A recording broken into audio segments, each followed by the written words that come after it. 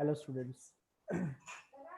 ये जो मैंने सेशन जो बना रहा हूँ मैं, इसके अंदर बेसिकली जो हमारा इंटर्नशिप प्रोग्राम चल रहा था वेबसाइट डेवलपमेंट और डिजिटल मार्केटिंग में, उसका एक कंक्लूडिंग सेशन मैं बना रहा हूँ, जिसके अंदर मैं अगले 1.5 घंटे में बताऊँगा कि किस तरीके से आप प्रोजेक्ट बना करके, सिंपल सा प्रोजेक्ट बना करके, उसे प्रोफेशनल फीचर लुक डाल करके और उसे फीचर्स डाल करके कैसे आप प्रोजेक्ट अपना सबमिट कर सकते हैं।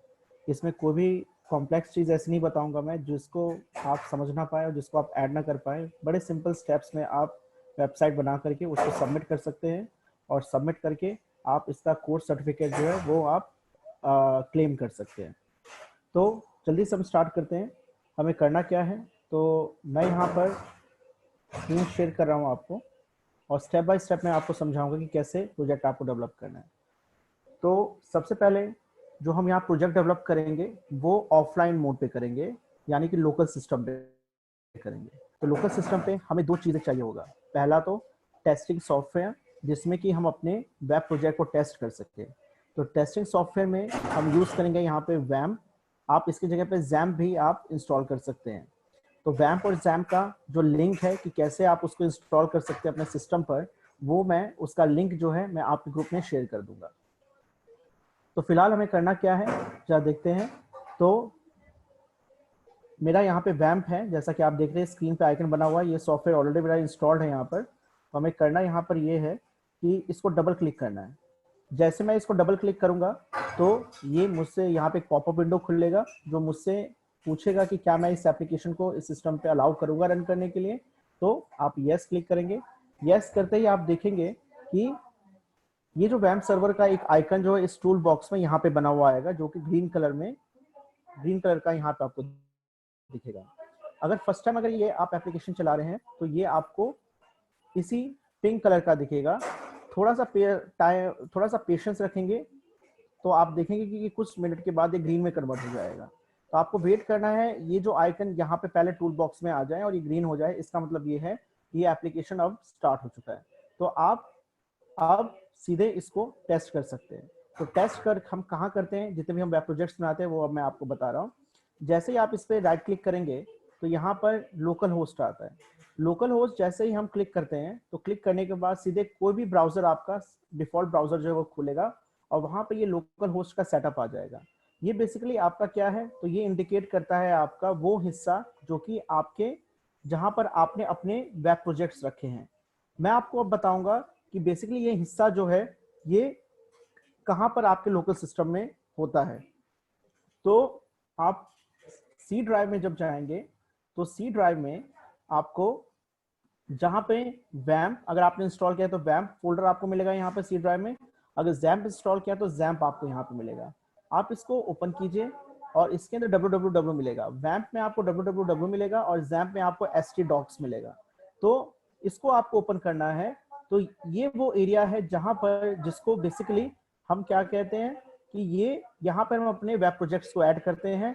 और वो वेब प्रोजेक्ट्स हमें कहाँ दिख रहा है, तो वो वेब प्रोजेक्ट्स हमें इस लोकल होस्ट पे दिख रहा है। यानी ये लोकल होस्ट जो है ये इंडिकेट किसको कर रहा है, तो ये इंडिकेट कर रहा है इस www या htdocs जो कि आपको जैम्प पे दिखेगा उस हिस्से को जहां पे हम अपने वेब प्रोजेक्ट को ऐड करेंगे। तो यहाँ पर हम जो भी प्रोजेक्ट ऐड करेंगे, जैसे कि आप देख रहे हैं मैंने पहले कुछ प्रोजेक्ट्स यहाँ पे बनाए हैं फोल्डर के फॉर्म में, एक्स टीच इन्फिनिटी। ये कुछ मैंने वेब प्रोजेक्ट्स पहले से तैयार किए हुए हैं जो यहाँ पर है। तो ये वेब प्रोजेक्ट्स आपको इस लोकल होस्ट में नजर आ रहा होगा। आप देखेंगे इस लोकल होस्ट में यहाँ पर ये प्रोजेक्ट्स में नजर आ रहे हैं। तो ये मैंने आपको बताया कि ये आपको आखिर कहाँ से आपने ये लोकल होस्ट ओपन किया। तो बेसिकली आप यहाँ पर ये जो ग्रीन एरो आपको नजर आ रहा है, ग्रीन आइकन नजर आ रहा है वेब सर्वर का, इसको राइट क्लिक करके आप लोकल होस्ट करके आपने इसको ओपन किया है। दूसरा तरीका इसको ओपन करने का क्या होता है कि आपके सिस्टम पे जो ब्राउजर सही उसका एग्जीक्यूशन टाइम है, सही तरीके से चल रहा है, तो आप क्या करेंगे उस पर भी लोकल होस्ट ओपन कर सकते हैं। वो कैसे ओपन करेंगे वो अब मैं आपको दिखा रहा हूँ।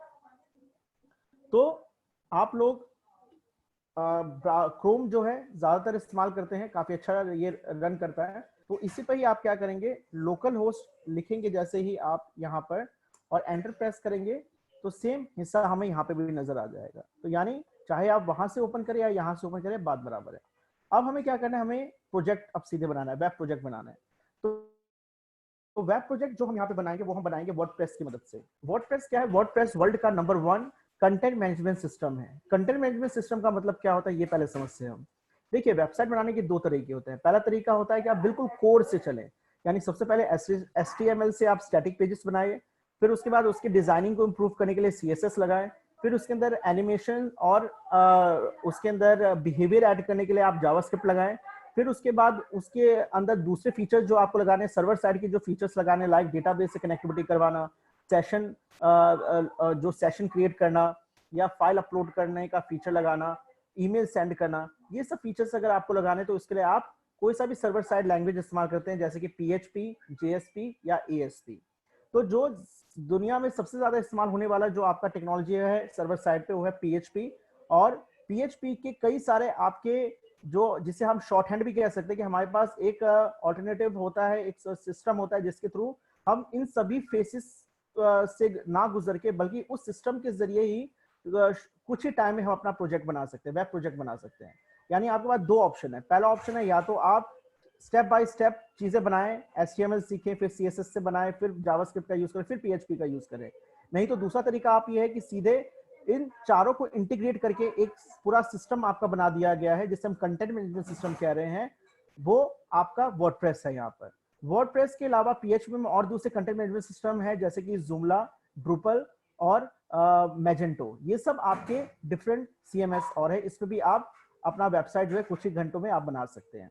तो मैं यहाँ पे वर्डप्रेस का इस्तेमाल करूंगा और ये बताऊंगा कि क्यों मैं वर्डप्रेस को ही इस्तेमाल कर रहा हूँ, बाकी दूसरे CMS को क्यों नहीं यूज कर रहा हूँ। तो देखिए, जब हम किसी भी CMS को चूज करते हैं तो उसके कुछ क्राइटेरियाज होते हैं जिसके बेसिस पे हम उसको चूज करते हैं। हम वर्डप्रेस को क्यों चूज कर रहे हैं? तो वर्डप्रेस को चूज करने से का पहला क्राइटेरिया होता है आपका कि ये लाइट वेट CMS है। लाइट वेट CMS का मतलब ये है कि इसका फीचर जो है वो जो फीचर्स है, जो इसके फाइल्स है, जो सपोर्टेड इसके अंदर जो प्लगइन्स है या और दूसरे जो इसके जो आपके सपोर्टेड फाइल्स हैं, वो बहुत ही लाइट है। यानी कोई भी चीज इस पे अपलोड होगा, उसका फीचर जब भी हम फाइल रन करेंगे तो वो कुछ ही समय में रन हो जाएगा।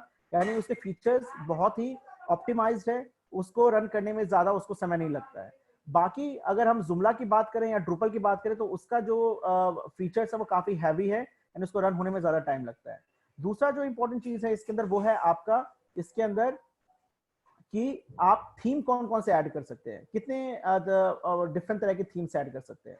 तो जब हम बात थीम की करते हैं तो थीम जो होता है आपका पहले से बनाया आपका टेम्पलेट होता है, जिसके अंदर आप कुछ सर्टेन कस्टमाइजेशन करते हैं और उसके बाद अपना वेबसाइट बना सकते हैं। तो जो थीम है आपका वो या तो फ्री ऑफ कॉस्ट मिलेगा या तो प्रीमियम का मिलेगा, यानी पैसे दे करके आपको वो लेना पड़ेगा। तो वर्डप्रेस जो है इसके अंदर फ्री जो थीम्स है वो बहुत ज्यादा अमाउंट में अवेलेबल है, यानी 1000 से भी ज्यादा थीम्स आपको मिलेंगे। यानी कि अगर मान लीजिए आप हॉस्पिटल से रिलेटेड वेबसाइट बनाना चाहते हैं तो उसका थीम आपको अवेलेबल हो जाएगा। होटल मैनेजमेंट से रिलेटेड बनाना चाहते हैं तो होटल मैनेजमेंट का थीम मिल जाएगा। अगर आप यूनिवर्सिटी से रिलेटेड बनाना चाहते हैं तो यूनिवर्सिटी का मिल जाएगा। अगर आप पर्सनल प्रोफाइल बनाना चाहते हैं तो उससे रिलेटेड भी आपको थीम फ्री ऑफ कॉस्ट मिल जाएगा। यानी यहाँ पर जो फ्री अवेलेबल जो थीम्स है वो उसका नंबर बहुत ज्यादा है, इसलिए भी हम वर्डप्रेस को यूज करते हैं। तीसरा जो है वो है प्लगइन्स। प्लगइन्स का मतलब है कि जो भी आप वेबसाइट के अंदर नए नए फीचर्स देखते हो, लाइक स्लाइडर्स देखा आपने साइड बार्स देखे, आपने मेन्यूज देखे, आपने एनिमेशंस देखे, आपने वीडियोस लगाने के डिफरेंट डिफरेंट तरीके देखे, डिफरेंट स्टाइल्स आपने ऐड करने, ये सारे उसके फीचर्स हैं। तो ये सारे जो फीचर्स हैं ये हम प्लगइन्स के थ्रू अपने कंटेंट मैनेजमेंट सिस्टम में अचीव करते हैं। तो जो वर्डप्रेस का जो प्लगइन है उसके पास 10,000 से ज्यादा फ्री प्लगइन्स अवेलेबल है, जो कि बाकी दूसरे CMS में अवेलेबल नहीं है। तो ये तीन जो मेन रीजन है जो वर्डप्रेस को सबसे फेमस बनाता है, तो इसलिए हम वर्डप्रेस का इस्तेमाल कर रहे हैं। तो अगर आप इंटरव्यू में भी अगर जाते हैं कभी तो यही सवाल पूछा जाता है कि सर नंबर 1 CMS कौन सा है। कभी भी आप CMS चूज करेंगे तो किन क्राइटेरियाज के बेसिस पे आप CMS यूज करेंगे, और जो भी CMS यूज करें उस पर आप कैसे कस्टमाइज करके अपना एक वेब प्रोजेक्ट बना सकते हैं। तो हम यहाँ पे वर्डप्रेस का इस्तेमाल कर रहे हैं। तो अब मैं आपको बताऊंगा कि वर्डप्रेस आपको कहाँ से मिलेगा। तो आप गूगल पे जाएंगे और यहाँ पे सीधे आप लिखेंगे वर्डप्रेस, और वर्डप्रेस लिखने के बाद wordpress.org ये इसका ऑथराइज्ड वेबसाइट है। इस पे आप जाएंगे तो यहाँ पे एक ऑप्शन मिलेगा आपको। जैसे नीचे जाएंगे तो यहाँ पर डाउनलोड का ऑप्शन आएगा। wordpress.org में डाउनलोड का ऑप्शन आप देखिए, गेट वर्डप्रेस, यहाँ पे गेट वर्डप्रेस आपको दिख रहा होगा।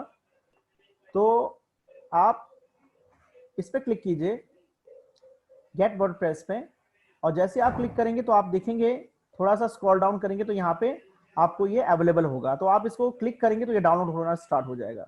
ये बेसिकली अवेल होगा, आपको जिप फाइल में उसको अनजिप करना है, और अनजिप करने के बाद आपको एक फोल्डर मिलेगा, वो फोल्डर आपको बेसिकली वहां से अनजिप करने के बाद जो फोल्डर मिलेगा, ये मुझे अनजिप करने के बाद मुझे फोल्डर ऑलरेडी मिला हुआ है, इस फोल्डर को कॉपी करना है आपको,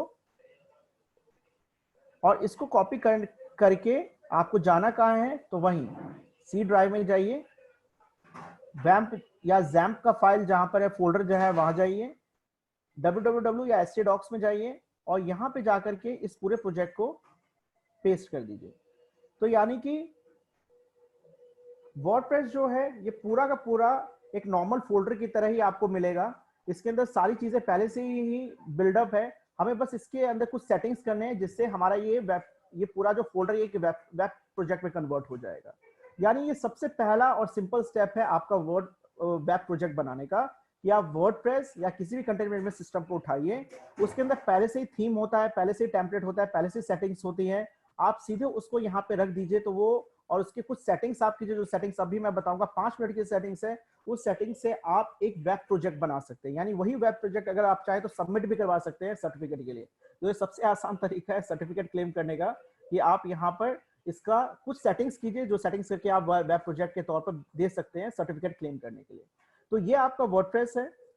इसको अगर हम क्लिक करेंगे तो इसके अंदर ये पूरा देखिए ऑलरेडी ऑर्गेनाइज्ड है इसका फाइल, पूरे यानी पूरा जो एक आपका वेबसाइट का एक ऑर्गेनाइज्ड जो स्ट्रक्चर होता है उसको बनाने का, वो सारा ऑलरेडी यहाँ पे बनाया है, हमें कुछ करने की जरूरत नहीं है।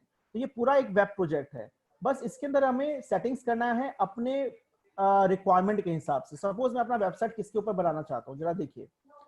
तो मैं अपना वेबसाइट सपोज एक टीचिंग रिलेटेड कोई वेबसाइट बनाना मैं चाहता हूँ। सपोज मैंने अभी टीच इन्फिनिटी का एक ऊपर एक प्रोजेक्ट बनाया था, इसको मैं रिमूव कर देना चाहता हूँ। मैं टीच इन्फिनिटी पर ही एक प्रोजेक्ट बना करके आपको दिखा देता हूँ। यानी टीचिंग से रिलेटेड मैं एक वेबसाइट बनाना चाहता हूँ अपना। तो वो बनाने के लिए क्या करना होगा, इस वर्डप्रेस को रीनेम कर देना है। इसका नाम मैं रख देता हूँ टीच इन्फिनिटी। तो ये मेरा एक वेब प्रोजेक्ट बन गया टीच इन्फिनिटी का।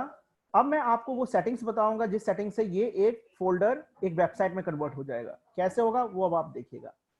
तो वेब सर्वर में जाकर के आप इसको रिफ्रेश करेंगे और अब आप देखेंगे यहाँ पे टीच इन्फिनिटी नाम से आपका जो प्रोजेक्ट अभी मैंने फोल्डर जो मैंने सेव किया वो यहाँ पे आ गया।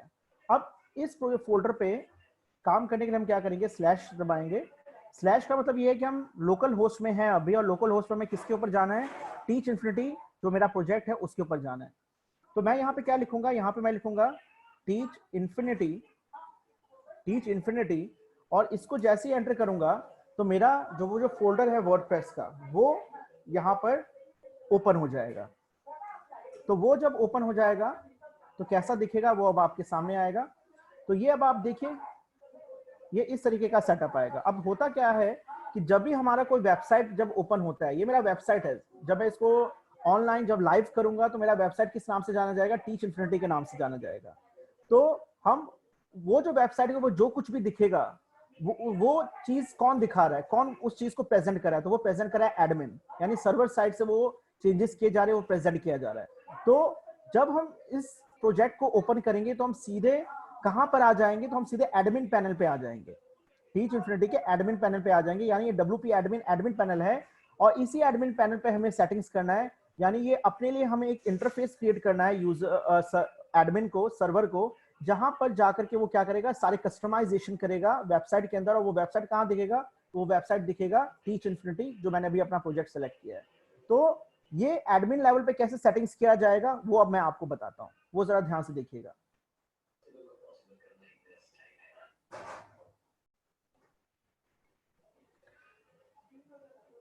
तो पहला स्टेप हमारा इसके अंदर ये है कि हमें जो कंट्री दिया गया है वो बाय डिफॉल्ट में चूज करना है यूनाइटेड स्टेट्स। कंटिन्यू करेंगे आप। कंटिन्यू करने के बाद ये हमसे क्या कहता है कि आप ये इंफॉर्मेशन प्रोवाइड कीजिए, database name, database user name, database password, host password, ये बताने का। कई बार यूजर क्या करते हैं, इसको स्किप करने की कोशिश करते हैं। अगर आप स्किप करेंगे तो क्या एरर आएगा वो अब हम देखते हैं। यहाँ पर एरर ये आएगा कि हमसे मतलब यहाँ पे हमसे मांगा जा रहा है डेटाबेस का नाम, यूजर, पासवर्ड, ये सब इंफॉर्मेशन है डेटाबेस का। यानी जब भी हम कोई वेब प्रोजेक्ट बनाते हैं तो उसके कॉरस्पॉन्डिंग एक डेटाबेस भी हमें बनाना होता है, जिसके अंदर इस वेब प्रोजेक्ट का जितना बैकअप है, जो भी चेंजेस है वो उस डेटाबेस में स्टोर होता है। इसलिए हमें किसी भी वेब प्रोजेक्ट को सपोर्ट करने के लिए डेटाबेस बनाना बहुत जरूरी होता है, मैंडेटरी होता है। अगर हम इस स्टेप को अगर स्किप कर देंगे और हमने डेटाबेस नहीं क्रिएट करेंगे तो क्या होगा, अब जरा देखते हैं जल्दी से। हमने इसके रिलेटेड कोई डेटाबेस नहीं बनाया है, तो इसलिए एरर क्या दिखा रहा है, error establishing a database connection. यानी ये एरर इसलिए आ रहा है क्योंकि अभी हमने ये जो पिछला वाला स्टेप था उसके कॉरस्पॉन्डिंग हमने डेटाबेस इसका नहीं बनाया, जिससे वो कनेक्शन स्टैब्लिश नहीं करवा पाया और आगे फर्दर इंस्टॉलेशन सपोर्ट नहीं हो पाएगा। तो हमें यहाँ पे करना क्या है, हमें एक स्टेप पीछे जाना है और इसके डिटेल्स के लिए हमें क्या करना पड़ेगा, हमें अपने जो हमारा आइकन था, ग्रीन आइकन जो था वैम्प सर्वर का, इसको राइट क्लिक करेंगे। राइट क्लिक करने के बाद यहाँ पे आपको PHP माई एडमिन दिखेगा, लोकल होस्ट रेंज है। PHP माई एडमिन क्या है, ये बेसिकली आपका डेटाबेस एरिया है, आपके उस वो डेटाबेस एरिया जहां पे आप वेबसाइट का डेटाबेस क्रिएट करेंगे। या तो आप इसको यहां से ओपन कर लीजिए PHP माई एडमिन से, या तो आप यहां से ओपन कर सकते हैं इस तरीके से, नहीं तो आप कहां पे जाके ओपन करेंगे, नहीं तो आप ओपन करेंगे यहां पर, जैसे अभी हमने लोकल होस्ट ओपन किया था, लोकल होस्ट, और यहां पे हमें लिखना होगा PHP माई एडमिन। यानी ये भी लिख करके हम क्या कर सकते हैं, PHP में जो डेटाबेस वाला पार्ट है वो हिस्सा एक्सेस कर सकते हैं। तो यहाँ पे हमें क्या करना है, यूजर नेम हमें ऑलरेडी दिया हुआ है, पासवर्ड हमारा जो है, जनरली जब भी हम वैम्प सर्वर या जैम्प सर्वर इंस्टॉल करते हैं तो इसके अंदर MySQL एम्बेडेड होता है ऑलरेडी, तो हमें यहाँ पे कोई पासवर्ड देने की जरूरत नहीं है, सिंपल यूजर नेम इसका बाय डिफॉल्ट रूट होगा। हमें गो करना है, गो करेंगे तो हम सीधे कहाँ पहुंच जाएंगे, हम पहुंच जाएंगे डेटाबेस वाले हिस्से पे। एक बात का आपको और ध्यान रखना है कि आपको जब भी आप वैम्प सर्वर या जैम्प सर्वर इंस्टॉल करते हैं तो आप एक चीज इंश्योर करना पड़ेगा कि पहले से अगर MySQL अगर आपके सिस्टम में डला हुआ है तो ये वैम्प और जैम्प क्या करता है, उस MySQL को के अंदर एम्बेड हो जाता है। यानी वो उसी के ही जो उसका जो सेटिंग्स है उसको उसी सेटिंग्स को वो बाय डिफॉल्ट अपने साथ अटैच कंबाइन कर लेता है, एम्बेड कर लेता है, जिससे आपको अलग से कोई सेटिंग्स करने की जरूरत नहीं है। अगर आपने पहले वाले MySQL में अगर पासवर्ड दिया है तो वो पासवर्ड आपको यहाँ पे भी देना पड़ेगा, बिकॉज ये अल्टीमेटली क्या करता है, जो पहले से MySQL अगर आपका इंस्टॉल है उसी के साथ अपना कनेक्शन जो है वो उसी के अंदर एम्बेड कर लेता है, इसलिए आपको उसी की सेटिंग्स आपको यहाँ पे करनी पड़ेगी, यानी पासवर्ड वही देना पड़ेगा। और अगर पहले से MySQL नहीं है तो कोई चिंता करने की बात नहीं है, आपका इससे MySQL सेटअप हो गया है और इसमें बस कोशिश ये कीजिएगा कि पासवर्ड इसमें नहीं दीजिएगा। तो यहाँ पर ये आपका वो पैनल आ गया जहां से आप डेटाबेस क्रिएट कर सकते हैं, चेंजेस कर सकते हैं सेटिंग्स। तो यहाँ पर डेटाबेस पे जाकर के आपको क्या करना है, डेटाबेस पे जाकर के आपको डेटाबेस क्रिएट करना है। तो डेटाबेस हमें क्या बनाना है यहाँ पर, तो जो मेरा वेबसाइट है कोशिश कीजिएगा उसी से मिलता जुलता मेरा डेटाबेस का नाम हो ताकि मुझे रिकॉग्नाइज करने में आसानी हो। तो मेरा वेबसाइट का नाम टीच इन्फिनिटी है, तो इसी नाम से मैं डेटाबेस क्रिएट करूंगा। और ये डेटाबेस आप देखेंगे ऑलरेडी पहले से मैंने क्रिएट किया हुआ है। तो सबसे पहले तो इस डेटाबेस को मैं रिमूव करना चाहूंगा यहाँ से, तो इसको पहले सेलेक्ट कर लीजिए। ये पुराने डेटाबेस जो मैंने प्रोजेक्ट बनाया है उसका ये डेटाबेस क्रिएटेड है। तो डेटाबेस को क्रिएट करने का तरीका क्या होता है कि यहाँ पे आप देखेंगे होम का आइकन बना हुआ है, इस आइकन पे आप जाएंगे, इस आइकन पे डेटाबेस आएगा, डेटाबेस सेलेक्ट करेंगे। डेटाबेस सेलेक्ट करेंगे तो आप देखेंगे कि जितने भी डेटाबेसेस मेरे इसमें बने हुए हैं वो सारे की लिस्ट आ जाएगी। इसमें टीच इन्फिनिटी को मैंने सेलेक्ट किया और यहाँ पे ड्रॉप का ऑप्शन है, तो इसको ड्रॉप करेंगे तो जो मेरा पुराना वाला जो डेटाबेस है वो यहाँ से रिमूव हो जाएगा और इसको मैं यहाँ से हटा दूंगा। तो ये मेरा रिमूव हो गया। अब आपको करना क्या है, तो अब यहाँ पे फ्रेश डेटाबेस क्रिएट करना है। तो फ्रेश डेटाबेस के लिए ऑलरेडी देखिए यहाँ पे डेटाबेस मेरा क्लिक्ड है, तो डेटाबेस का नाम मुझसे मांग रहा है, तो यहाँ पे मैं नाम क्या रख दूंगा, टीच इन्फिनिटी, और अब मैं इसको जाकर के क्रिएट कर दूंगा। तो अब मेरा ये डेटाबेस क्रिएट हो गया, इसमें कोई टेबल नहीं है जैसा कि आप देख रहे हैं। अब मैं क्या करूंगा, सीधे मैं आऊंगा जहाँ पे मेरा वर्डप्रेस का सेटिंग्स था। अब इसके अंदर क्या डिटेल्स भरना है वो आप ध्यान से देख लीजिए। डेटाबेस का नाम क्या है, डेटाबेस का नाम आप जो डेटाबेस मैंने अभी क्रिएट किया है उसी नाम पर, टीच इन्फिनिटी। यूजर आईडी, तो यूजर आईडी डेटाबेस का MySQL का बाय डिफॉल्ट क्या होता है, रूट, जो जिसके थ्रू हमने लॉगिन किया था। पासवर्ड हमने कोई नहीं दिया था इसलिए हम इसको खाली रखेंगे। लोकल होस्ट हमारा वो मशीन है जहां पर लोकल एरिया है जहां पे हमारा सिस्टम एप्लीकेशन ये रन हो रहा है, इसमें कोई कुछ चेंज करने की जरूरत नहीं है। टेबल प्रीफिक्स आप चाहे तो चेंज कर सकते हैं, यानी कि जो भी टेबल्स आपका क्रिएट होगा डेटाबेस में वो इन्हीं जो प्रीफिक्स आप यहाँ देंगे उसी से ही क्रिएट होगा। तो या तो आप WP दीजिए या तो जो वेबसाइट का जो शॉर्ट फॉर्म है वो दे दीजिए, लाइक मैं TI दे देता हूँ, टीच इन्फिनिटी का, और सबमिट मैं कर देता हूँ। जैसे मैं सबमिट करूंगा तो यहाँ पे मुझे ऑप्शन देता है इंस्टॉलेशन को रन करने का। जैसे मैं इसको रन करूंगा इस इंस्टॉलेशन को, तो मेरा कंप्लीट मेरा ये जो एप्लीकेशन है वो रन हो जाएगा। और मुझे अब यहाँ पे ऑप्शन मिलेगा कि अब मैं मेरा जो वेब प्रोजेक्ट बनेगा यानी वेबसाइट जो बनेगा उसकी डिटेल्स अब ये मांग रहा है। यानी मैं किस तरीके मैं मेरे वेबसाइट का नाम क्या होगा, उसका एडमिन पैनल जहां से मैं कस्टमाइजेशन करूंगा अपने वेबसाइट में, उसका लॉगिन डिटेल्स मैं यहाँ पे बनाऊंगा ताकि वो लॉगिन डिटेल्स एंटर करके मैं अपने वेबसाइट के अंदर जब चाहूं तब चेंजेस कर सकूं। तो साइट का टाइटल मैं वही रखता हूँ सेम, टीच इन्फिनिटी जो मेरे वेबसाइट का नाम है। और यहाँ पे नाम मैं चाहूँ तो चेंज भी कर सकता हूँ इधर। इसे ये ऑप्शन मुझे यहाँ मिलता है कि यहाँ पर इस तरीके से मैंने अपना नाम चेंज कर दिया टीच इन्फिनिटी। इस तरीके से मेरा टाइटल अब मेरे वेबसाइट पे दिखेगा। यूजर नेम इसका मैं एडमिन रखना चाहता हूँ और पासवर्ड वो रखिए जो आप याद रख सकते हैं और कोशिश कीजिएगा मीडियम से लेकर के स्ट्रॉन्ग पासवर्ड आप यहाँ पे बनाइएगा। पासवर्ड मैं यहाँ पे हाइड कर रहा हूँ।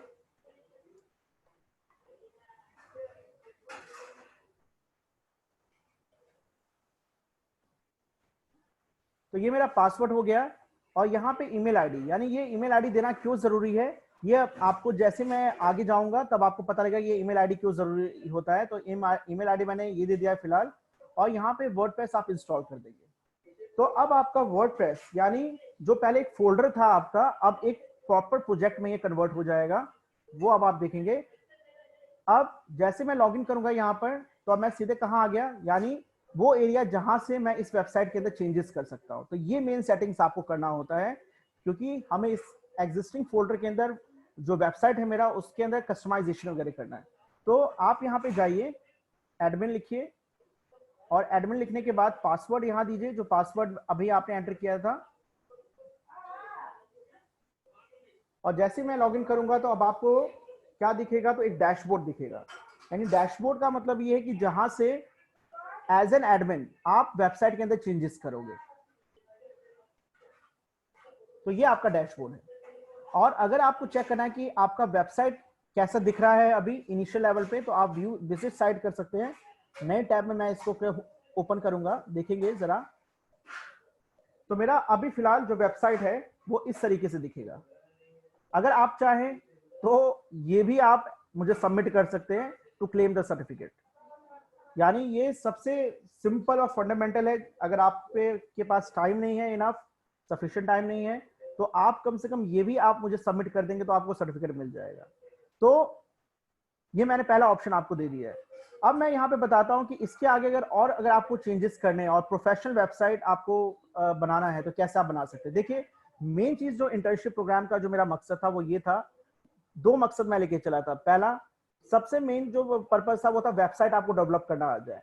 तो उसके दो रास्ते हैं, या तो आप स्टेप बाय स्टेप सीखे HTML लगाना, फिर CSS लगाना, फिर जावास्क्रिप्ट लगाना, फिर PHP लगाना और फिर क्लब अप करके एक प्रॉपर प्रोजेक्ट बनाना। नहीं तो ऑल्टरनेटिव तरीका ये है जो मैं अभी आपको बता रहा हूं, यानी CMS। यहाँ पे वर्डप्रेस हम यूज करें, यहाँ पे सीधे हमने कुछ सेटिंग्स किए और हमारा एक प्रोजेक्ट बनकर के तैयार हो गया। यानी इतना जो आप सामने देख रहे हैं, इसी को अगर आप बनाते, अगर HTML CSS जावास्क्रिप्ट इस्तेमाल करके, तो उसमें कम से कम आपको एक से 2 दिन आपको लग जाता है। लेकिन इसके थ्रू करेंगे तो मुश्किल से आपको 15 से 20 मिनट लगेंगे। तो ये आपका एक प्रोजेक्ट तैयार होगा जिसको सबमिट करके आप सर्टिफिकेट क्लेम कर सकते हैं। अब मुझे यहाँ पे क्या करना है, जो मैंने वही बात बताया था, इंटर्नशिप का पहला मोटिव तो था वेबसाइट आपको बनाना आ जाए, चाहे आप बड़े रास्ते से जाइए या इस ऑल्टरनेटिव रास्ते से जाइए। दूसरा मेन पर्पस यहाँ पर है कि आप कैसे एक प्रोफेशनल वेबसाइट बना सकते हैं। अब वेबसाइट दो तरीके के होते हैं, एक होता है ब्लॉग वेबसाइट और एक होता है फुल फ्लैज वेबसाइट। जो आपका दोनों में डिफरेंस क्या है, तो दोनों में डिफरेंस हम समझेंगे। आप यहाँ देखेंगे जरा, तो ये मैंने हफिंगटन पोस्ट बनाया है। यहाँ पर देखिएगा आप, हफिंगटन जो है वर्ल्ड का सबसे लार्जेस्ट, जिसमें सबसे ज्यादा विजिटर्स हैं, वो वाला ब्लॉगिंग वेबसाइट है। तो ब्लॉगिंग वेबसाइट आपका एक सिंपल सा वेबसाइट होता है जिसके अंदर हम सिर्फ पोस्ट लिखते हैं। जो भी लिखेंगे वो जनरली हमें सबसे लेटेस्ट हमें वही पोस्ट दिखेगा। यानी आप देख रहे हैं ये सब पोस्ट लेटेस्ट आपके लिखे गए हैं। यानी इसमें चेंजेस करने के, अपडेट करने की फ्रीक्वेंसी बहुत ज्यादा होती है as compare to a normal website. अगर एक नॉर्मल वेबसाइट का एग्जांपल अगर मैं आपको दिखाऊं तो वो कैसा आपको दिखेगा वो भी आप यहाँ पे देखेंगे। कि नॉर्मल वेबसाइट का अगर मैं एग्जांपल आपको दिखाऊं, जैसे कि UGC का वेबसाइट अगर आप देखेंगे, या डीयू का वेबसाइट देखेंगे आप, सपोज दिल्ली यूनिवर्सिटी का अगर मैं वेबसाइट अगर आपको दिखाऊं, तो दिल्ली यूनिवर्सिटी का वेबसाइट अगर आप जाकर के देखते हैं तो कैसा आपको ये वेबसाइट मिलेगा। तो इसमें देखिए, इसमें जो है मल्टीपल पेजेस हैं आपके, कई सारे पेजेस है, हर पेज के ऊपर ना जाने कितने कंटेंट्स होंगे। यानी वेबसाइट जो है एक बहुत बड़ी एंटिटी है जिसके अंदर आप बहुत सारे पेजेस बनाते हैं, बहुत तरीके के इंफॉर्मेशन होते हैं जो आप शेयर करना चाहते हैं। लेकिन जो ब्लॉग होता है आपका, ब्लॉग एक स्पेसिफिक टॉपिक के ऊपर होता है जिसके ऊपर आप रेगुलर बेसिस पे कंटेंट अपडेट कर सकते हैं उसी टॉपिक से रिलेटेड। तो कुछ फेमस मैं ब्लॉग्स बताऊं आपको, तो जैसे पेट के ऊपर आप ब्लॉग लिख सकते हैं, आप टूरिस्ट डायरी के ऊपर ब्लॉग लिख सकते हैं, आप क्या कहते हैं कल्चर एंड ट्रेडिशन के ऊपर ब्लॉग लिख सकते हैं, हेल्थ केयर के ऊपर, मेडिसिन के ऊपर ब्लॉग लिख सकते हैं। यानी ब्लॉग यानी किसी एक पर्टिकुलर टॉपिक पे आप डेली बेसिस पे कुछ ना कुछ कंटेंट आप ऐड कर सकते हैं और उसे अर्न कर सकते हैं। इसका बेनिफिट यही होता है ब्लॉग का कि इसके due to the regular frequency of updation, इसका जो गूगल या दूसरे सर्च इंजन है वो ब्लॉग को जल्दी सर्च करवाने में मदद करते हैं। और कंटेंट क्योंकि आप ज्यादा लिखते हो तो लोग भी आपके कंटेंट को रेगुलर बेसिस पे पढ़ते हैं, उससे ट्रैफिक आपकी तरफ खिंचा हुआ चला जाता है, ट्रैफिक इंक्रीज होता है, और जिससे आप गूगल एडसेंस लगा करके उस पर अर्न भी कर सकते हो, पैसा भी अर्न कर सकते हो। यानी घर बैठे बैठे आप ब्लॉगिंग के थ्रू पैसा भी अर्न कर सकते हो। तो अभी आपका ऑनगोइंग एक डिजिटल मार्केटिंग का इंटर्नशिप कोर्स जो आपका जो चल रहा है, उसमें यही चीज बताया जा रहा है, how to earn through by making simple, how you can earn due to the digital marketing or due to blog। तो ये आप समझ सकते हैं करंट इंटर्नशिप प्रोग्राम का जो अभी रनिंग जो चल रहा है, जिसका इंफॉर्मेशन आपको मिला भी होगा। और जो हमारा ये जो इंटर्नशिप प्रोग्राम है जिसके थ्रू मैं आपको ये वीडियो बता रहा हूँ, इसमें भी डिजिटल मार्केटिंग में ये चीज मैंने डिस्कस किया हुआ है क्लास में, कि आप कैसे डिजिटल मार्केटिंग करके या फिर आप कैसे ब्लॉगिंग के थ्रू ही अर्न कर सकते हो। तो फिलहाल वो चीज समझने के लिए मैं थोड़ा सा आगे और समझाता जाऊंगा कैसे आप ये अर्निंग कर सकते हैं। तो आप यहाँ पर ब्लॉग और वेबसाइट में डिफरेंस समझ गए होंगे। ब्लॉग जो है फर्स्ट स्टेप है, यानी जब भी आप वेबसाइट डेवलपमेंट स्टार्ट करते हैं तो सबसे पहले एक ब्लॉग पेज बनाइए या ब्लॉग वेबसाइट बनाइए, जिसके अंदर आप स्पेसिफिक टॉपिक पे कुछ लिखना शुरू कीजिए और उस पे इतने पोस्ट लिखिए कि आपकी ट्रैफिक एक हद तक एक लिमिट, सपोज आपका ट्रैफिक पर डे 1000 आपका आ जाए या 1200 लोगों का ट्रैफिक पर डे अगर आ जाता है, तो you are eligible to add Google AdSense. और गूगल एडसेंस लगाने से ये होता है कि आपके वेबसाइट पे पर क्लिक जितने भी जो लोग आ रहे हैं, अगर वो जो ऐड देखेंगे उसको क्लिक करेंगे तो उससे जो अमाउंट जनरेट होगा वो सीधे आपके अकाउंट में जाएगा। तो ये एक तरीका है ब्लॉगिंग का जिसके जरिए आप घर में बैठे बैठे अर्न कर सकते हैं। और वेबसाइट क्या होता है, वेबसाइट होता है कि मान लीजिए उसी ब्लॉग पे अब आप क्या करना चाहते हैं, आप उसके अंदर फीचर और उसके अंदर ऐड करना चाहते हैं। जैसे अभी आप सिर्फ इंफॉर्मेशन शेयर कर रहे थे, अब आप क्या चाहते हैं, उसमें कुछ सर्विस ऐड करना चाहते हैं। लाइक आप अभी पेट के ऊपर कुछ ब्लॉग लिख रहे हैं कि हाउ टू टेम अ पेट, पेट क्या खाते हैं, पेट के अच्छे दुकान कहाँ, पेट को खरीदने के अच्छे अच्छे दुकान कहाँ पर है, या उससे रिलेटेड सामान जो चाहिए आपको वो कहाँ मिलेंगे। तो ये आप बहुत सारी इंफॉर्मेशन डेली बेसिस पे शेयर कर सकते हो। लेकिन अब आप सर्विस ऐड करना चाहते हो कि जैसे वही प्रोडक्ट जो पेट से रिलेटेड है वो आप ऑनलाइन सेल करना चाहते हो, तो वो आप मैन्युफैक्चर करके या किसी तरीके से बना करके उसको प्रोवाइड कर सकते हो ऑनलाइन। और वो प्रोवाइड करने के लिए आप रिटेल शॉप लाइक अमेजोन और जो आपके अलीबाबा या फिर फ्लिपकार्ट है उसको कांटेक्ट कर सकते हो, जो आपसे स्टॉक ले लेगा और वो अपने एक ऑप्शन अपने वेबसाइट पे भी दे देगा कि आप क्या करो, आप अपना प्रोडक्ट वहां पे सेल कर सको। तो जब ये सर्विसेज आपके ब्लॉग पेज में ऐड हो जाएंगी तो वो ब्लॉग नहीं रहेगा, वो उसमें और फीचर्स आपको ऐड करने पड़ेंगे और पेजेस ऐड करने पड़ेंगे, लाइक कांटेक्ट करना या कौन कौन से प्रोडक्ट आप बना रहे हो तो उसके अलग से पेजेस बनाना, उस पर फिर पेमेंट गेटवे लगाना। तो वो आपका ब्लॉग से लेकर के कन्वर्ट होकर एक वेबसाइट पे बनेगा। और धीरे धीरे ये जो आपका है उसके अंदर और जैसे जैसे आपका सर्विसेज बढ़ता जाएगा तो वो वेबसाइट और इवॉल्व होता जाएगा और एक तरीके से एक सुपर एडिटी आपका बन जाएगा, एक ऑर्गेनाइजेशन का प्रॉपर एक वेबसाइट आपका बन जाएगा। तो हम यहाँ पर जो ये वर्डप्रेस देख रहे हैं, तो ये वर्डप्रेस का जो ये थीम है ये सिंपल एक ब्लॉगिंग वेबसाइट का है। यहाँ पे अगर आप देख रहे होंगे तो यहाँ पर आपको क्या मिल रहा है, यहाँ पर आपको मिल रहा है, यहाँ पर आपको मिल रहा है सिंपल सा एक पेज मिल रहा है सिर्फ ब्लॉग लिखने के लिए। अब मैं आपको बताऊंगा कि आप इसको कैसे इवॉल्व कर सकते हैं कि वेबसाइट के अंदर। तो हम चलते हैं इधर और यहाँ पे देखते हैं कि कुछ इनिशियल्स आपको सेटिंग्स करनी पड़ेगी यहाँ पर कि कैसे आप इसको वेबसाइट के अंदर कन्वर्ट कर सकते हैं। तो ये हमारा टॉपिक है जनरली जो हमें कवर करना है इस इंटर्नशिप प्रोग्राम के तहत। जो मैंने आपको बताया था यानी आपने प्रोजेक्ट तो दे दिया, जो प्रोजेक्ट आपको सर्टिफिकेट क्लेम करने के लिए देना है वो प्रोजेक्ट अभी मैंने आपको बता दिया कि आप उतना भी सबमिट कर देंगे मुझे तो आपको सर्टिफिकेट मिल जाएगा, कोर्स सर्टिफिकेट। लेकिन ये चीज जो मैंने बताया ये इंटर्नशिप प्रोग्राम का मेन मोटिव था कि ये सब चीजें आपको, ये स्किल्स आपको आ जाए। तो पहला चीज है कि वर्डप्रेस प्रोजेक्ट सेटअप कैसे करना वो मैंने आपको बता दिया है। नेक्स्ट है initial setting of existing theme. जो एग्जिस्टिंग थीम है उसमें लोगो, एपिकॉन और परमालिंक्स कैसे लगाते हैं ये अब मैं जल्दी से आपको बता देता हूँ। आप यहाँ पे देख पा रहे होंगे कि यहाँ पर ये टाइटल आ रहा है टीच इन्फिनिटी का। मैं अगर चाहता हूँ यहाँ लोगो लगाना, ये चीज हटाना, और यहाँ पे आप देख रहे हैं ये जो एपिकॉन है इसे हम एपिकॉन कहते हैं, ये यहाँ पे वर्डप्रेस है, इसको कैसे हटाया जाए ये मैं अब आपको बताऊंगा। तो इसके लिए सबसे पहले काम आपको ये करना है कि आपको जाना है यहाँ पर पेजेस के ऊपर, और पेजेस में जाकर के, ऑल पेजेस में जाकर के जितने भी पहले के पेजेस हैं इनको हटा दीजिए, इन सभी पेजेस को आप रिमूव कर दीजिए। सबसे पहला काम आपको यही करना है, इनको रिमूव कर दीजिए और इनको परमानेंटली रिमूव कीजिए। ट्रैश से भी इनको हटा दीजिए आप।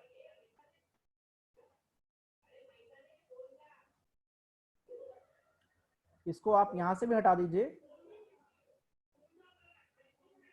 और इसको हटाने के बाद आप आ जाइए सीधे पोस्ट पर। पोस्ट पे जाइए और पोस्ट में सिंगल एक हेलो वर्ल्ड का पोस्ट है। तो इतना काम करने के बाद अब जरा आप यहाँ पे रिफ्रेश कीजिए इसको, तो आपका जो सैंपल पेज था वो भी हट गया। अब यहाँ पे मेरा कोई भी मेन्यू नहीं है, ठीक है। अब जरा आगे बढ़िए, यहाँ पे कस्टमाइजेशन का ऑप्शन आपको मिल रहा होगा, इस कस्टमाइज पे एक बार आप जाइए। कस्टमाइजेशन आपको क्या करता है, अलाउ करता है काम करने के लिए इसके अंदर, वो अब मैं आपको बता रहा हूं। जैसे आप कस्टमाइज में जाएंगे तो एक ऑप्शन आपको मिलेगा,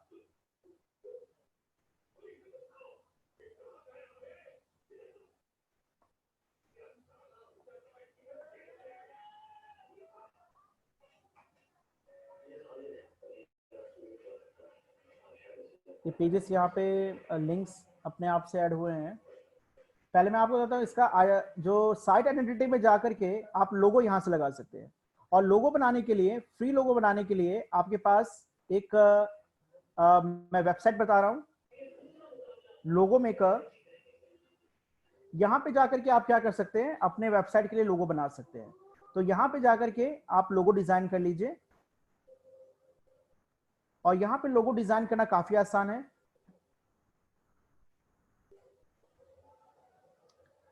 तो यहाँ पर जो भी लोगो आप बनाना है, जैसे टीचिंग से रिलेटेड अगर मुझे कुछ बनाना है तो वो मैं यहाँ पे लिख करके सर्च करूंगा और मुझे कई सारे यहाँ पर पिक्स मिल जाएंगे। जैसे मुझे ये पिक मिल गया, इसको मैं सेलेक्ट कर सकता हूँ, इसको और बड़ा भी कर सकता हूँ मैं इसको। इसका कलर चेंज करना है तो आप यहाँ से कलर चेंज कर सकते हैं, और इसके अंदर टेक्स्ट लिखना है तो आप यहाँ से टेक्स्ट भी लिख सकते हैं। तो टीच इन्फिनिटी लिख करके इसको पोजीशन सेट कर देंगे, और जो चेंजेस करना है आप यहाँ से चेंजेस कर सकते हैं, और यहाँ पे जाकर के आप सेव कर सकते हैं इसको।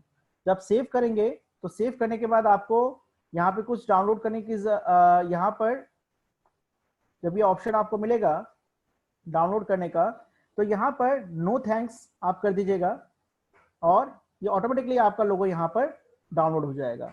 मैंने अपना लोगो अपने वेबसाइट के लिए ऑलरेडी क्रिएट किया हुआ है। यहाँ पे ये लोगो मैंने यहीं से क्रिएट किया है।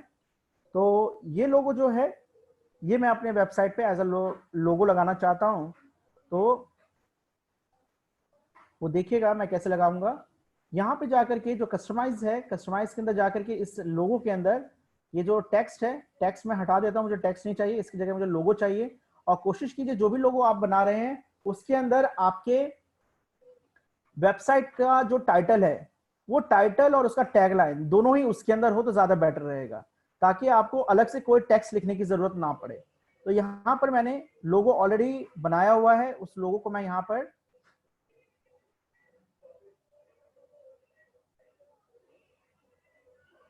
ये लोगो मैं यहाँ पे ऐड कर दूंगा, और अब आप देख रहे हैं ये लोगो मेरा यहाँ पे आ चुका है।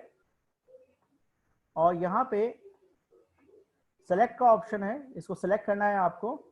यहाँ पे ये आपको क्रॉप करने का ऑप्शन देता है, आप यहाँ से क्रॉप भी कर सकते हैं इसको, जितना एरिया आपको चाहिए लोगो में आप वो ले सकते हैं यहाँ से, और यहाँ से आप क्रॉप इमेज कर दीजिए। तो आपका ये लोगो यहाँ पे ऐड हो गया है। और ये जो लाइन है इसको मुझे हटाना है, तो इसके लिए मैं क्या करूंगा, इसके लिए सीधे मैं यहाँ पे जाऊंगा, इस टैगलाइन को हटा दूंगा और ये मेरा टीच इन्फिनिटी नाम से जो मेरा वेबसाइट है, जैसा कि मैंने कहा था कि साइट का टाइटल और टैगलाइन ये दोनों ही आप लोगों में ही बना देंगे तो ज्यादा बेटर रहेगा, ताकि आपको अलग से कोई टेक्स्ट लिखने की जरूरत नहीं है, ना पड़े। मैंने यहाँ पे टाइटल लिख दिया लेकिन टैगलाइन लिखा है, तो टैगलाइन सपोज मैं यहाँ पे लेट्स टीच अगर या लेट्स टीच लर्न अगर मैं टैगलाइन रखना चाहता हूँ तो वो मैं रख सकता था यहाँ पर, लेकिन फिलहाल मैंने सिर्फ यहाँ पे टैगलाइन रखा है। अब यहाँ देखेंगे यहाँ पे जो एपिकॉन है इसको कैसे रिमूव करेंगे, तो आप ये सिलेक्ट साइट आइकन पे जाइए, अपना जो लोगो है उसी से रिलेटेड आप यहाँ पे एपिकॉन भी ऐड कर दीजिए। तो आप देखेंगे जो पहले वेब सर्वर का जो एपिकॉन था अब आपके लोगो ने उसको रिप्लेस कर दिया है। अब इसको फाइनली आप पब्लिश कर दीजिए और पब्लिश करने के बाद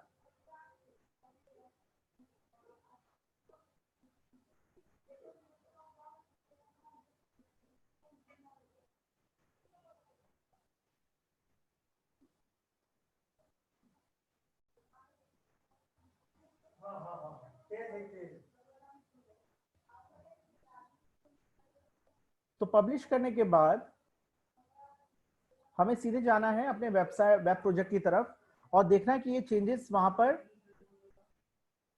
रिफ्लेक्ट हो रही है कि नहीं हो रही है। तो हमें ये पब्लिश हो चुका है, पीछे जाएंगे हम और यहाँ पे इसको रिफ्रेश करेंगे तो आप देखेंगे यहाँ पे चेंज ऑब्टेन हो चुका है। अब यहाँ पे देख रहे हैं कि पहले तो मैंने जब मैं आया था तो ये चीजें मुझे दिख नहीं रही थी, लेकिन अब दिखने लग गई हैं। तो ये डिफॉल्ट पेजेस हैं जो आपके वर्डप्रेस में होती हैं, जिसको आपको रिमूव करना है अगर आप ये थीम नहीं चाहते हैं। तो एक बार हम यहाँ पे जाएंगे और देखेंगे पेजेस पे जाकर के देखेंगे क्या पेजेस में कुछ और पेजेस ऐड हुए हैं क्या। तो यहाँ देखिए ऑटोमेटिकली ये सारे पेजेस आपके ऐड हो गए हैं। तो इन पेजेस को आप यहाँ से हटा दीजिए, इन सभी पेजेस को आप यहाँ से हटा दीजिए। ये डिफॉल्ट यहाँ पे आई है आपकी, इसको रिमूव कर दीजिए और ट्रैश में भी जाकर के इनको रिमूव कर दीजिए।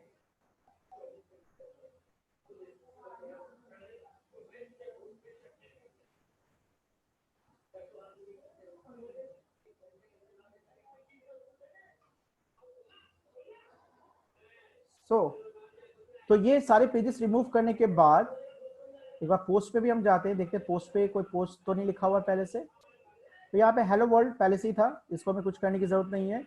और यहाँ पे आकर के हमें रिफ्रेश करना है और रिफ्रेश करने के बाद आप देखेंगे हमें बिल्कुल वही पेज मिलेगा जो पहले था। ये होम हमारा टैब यहाँ पे ऐड हुआ मिलेगा। होम क्लिक करने के बाद हमें क्या मिलता है ये जरा हम देखते हैं। तो होम करने के बाद हमें यही मिल रहा है, हेलो वर्ल्ड पोस्ट इसके साथ लगा हुआ है। तो अब हमें करना क्या है ये जरा हम देखते हैं।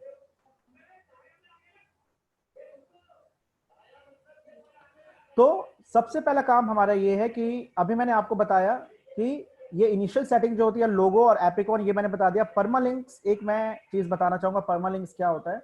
परमालिंक्स बेसिकली आपका ये होता है, यहाँ पर जब आप सेटिंग्स में जाएंगे तो यहाँ परमालिंक्स का ऑप्शन आता है। परमालिंक्स पे जाकर के आप क्या करेंगे कि जब भी कोई भी पोस्ट आप लिखेंगे तो पोस्ट आपका पोस्ट कैसे पब्लिश होगा। तो पहले तो आपके वेबसाइट का नाम आएगा, वेबसाइट के बाद डेट्स इस तरीके से लिखे हुए आएंगे, तब आपका पोस्ट आएगा। यानी काफी ज्यादा कॉम्प्लेक्स यूआरएल हो जाएगा आपके पोस्ट का, जिसको याद रखना या किसी को समझना बड़ा मुश्किल हो जाएगा। तो इसलिए हम क्या करते हैं, अपने पोस्ट का लिंक जो है वो स्पेसिफिक करते हैं। इसलिए हमें क्या करना है कि जो भी पोस्ट हम लिखे उसी के जैसा हमारा यूआरएल जनरेट हो, यानी जो भी पोस्ट लिखे उसी के स्पेसिफिक हमारा यूआरएल जनरेट हो, उसके लिए इसलिए हमें काम यहाँ पे करना है। तो इसे हम परमालिंक्स कहते हैं। इंडस्ट्री में ये चीज पूछा जाता है आपसे, तो ये सेव हम कर देंगे। अब जब भी हम पोस्ट लिखेंगे तो हमारे वेब प्रोजेक्ट के बाद हमारा पोस्ट का नाम आएगा। तो ये सेटिंग हमने यहाँ पे कर दिया है। तो ये पहला काम हमारा हो गया है कि हमने ये तीनों काम कर दिया है। अगला काम है understanding menu, page, category and post. अगर आप कंटेंट मैनेजमेंट सिस्टम की बात करें तो कंटेंट मैनेजमेंट सिस्टम पे काम करने के लिए, स्पेसिफिकली वर्डप्रेस पे काम करने के लिए ये चारों चीज आपको आना चाहिए। ये चारों चीज ही आपके पूरे वेब प्रोजेक्ट पे ये चारों चीजें ही आपकी फ्लोटेड रहती हैं, यही सब चीजें आपको मिलेंगी। इसी से ही सारा आपका वेब प्रोजेक्ट कंट्रोल होगा। आप जानते हैं कि होम पेज पे वो सारे लिंक्स आपके होते हैं, जिस लिंक को नेविगेट करके आप बाकी एसोसिएटेड पेजेस पे वेबसाइट के एसोसिएटेड पेजेस पे आप जा सकते हैं। और मैं वो सभी लिंक्स में से सबसे मेन होता है मेन्यूज। आपके जो मेन्यूज हैं, जो आपको प्राइमरी मेन्यूज आपके स्लाइडर के ऊपर या आसपास दिखेंगे, उसका सेट होना बहुत जरूरी है। तो यहाँ पर हम यही रिलेशन पढ़ेंगे कि मेन्यू, पेज और कैटेगरी या पोस्ट, इन सब के बीच क्या रिलेशन है। तो जल्दी से इस चीज को समझते हैं।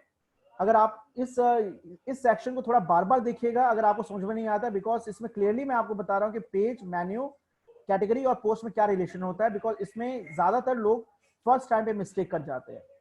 तो देखिए जरा यहाँ पर, जैसे कि ये वेबसाइट है आपका, इस वेबसाइट में अगर आप देखेंगे तो ये हमारे मेन्यूज है। यानी मेन्यूज क्या है, आपका लिंक्स है नॉर्मली।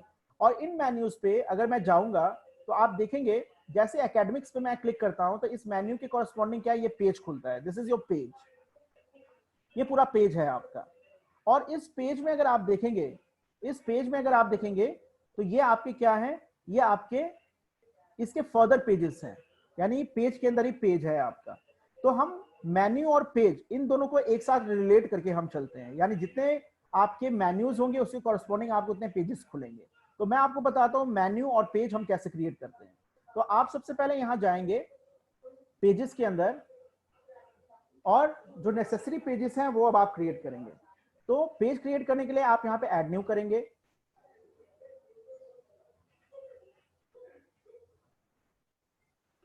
और यहाँ पर पहला पेज मेरा जो है वो होम पेज है। आप देखिए तो होम पेज ऑलरेडी यहाँ पे क्रिएटेड है, यहाँ पे ऑलरेडी क्रिएटेड है।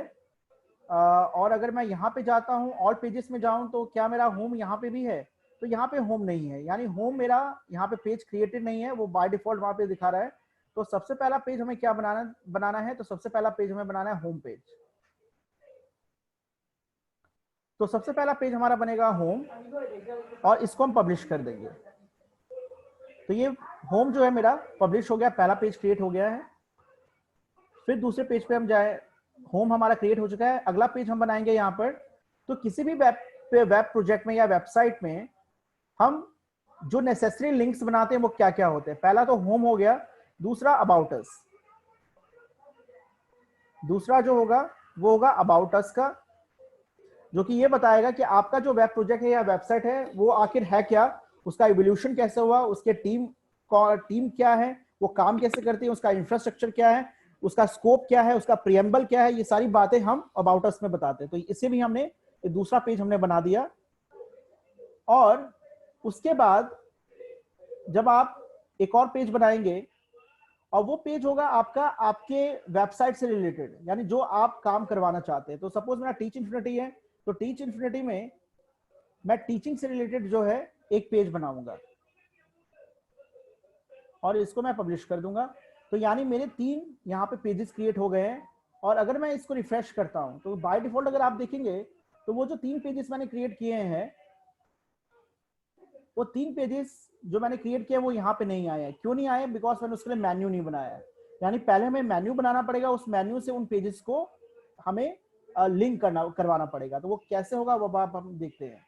तो आप अपीयरेंस में जाएंगे, अपीयरेंस में आपको मेन्यूज मिलेगा, आप मेन्यूज को क्लिक करेंगे और यहाँ आप देखेंगे यहाँ पे मेन्यू को क्रिएट करने का एक ऑप्शन आपको मिलता है। तो यहाँ पे करना क्या है आपको जनरली, तो यहाँ पर प्राइमरी मेन्यू मेरा क्रिएटेड है, यानी जो मेरा ऊपर टॉप पे दिखेगा, और उसका स्ट्रक्चर क्या है, डेस्कटॉप हॉरिजॉन्टल मेन्यू। हॉरिजॉन्टल यानी हॉरिजॉन्टल पोजीशन पे ये आपका लगा रहेगा। ये बाय डिफॉल्ट है, इसको हमें चेंज नहीं करना है, इसको ऐसे रहने देना है। और यहाँ देखेंगे होम ऑलरेडी पहले से कस्टम लिंक है, ये पहले से ही एडेड है। तो यहाँ पर मैं चाहता हूँ इसको आप रिमूव कर दीजिए, बिकॉज ये हमारा होम पेज नहीं है। इसको मैं चाहता हूँ इसको मैं रिमूव कर दूं।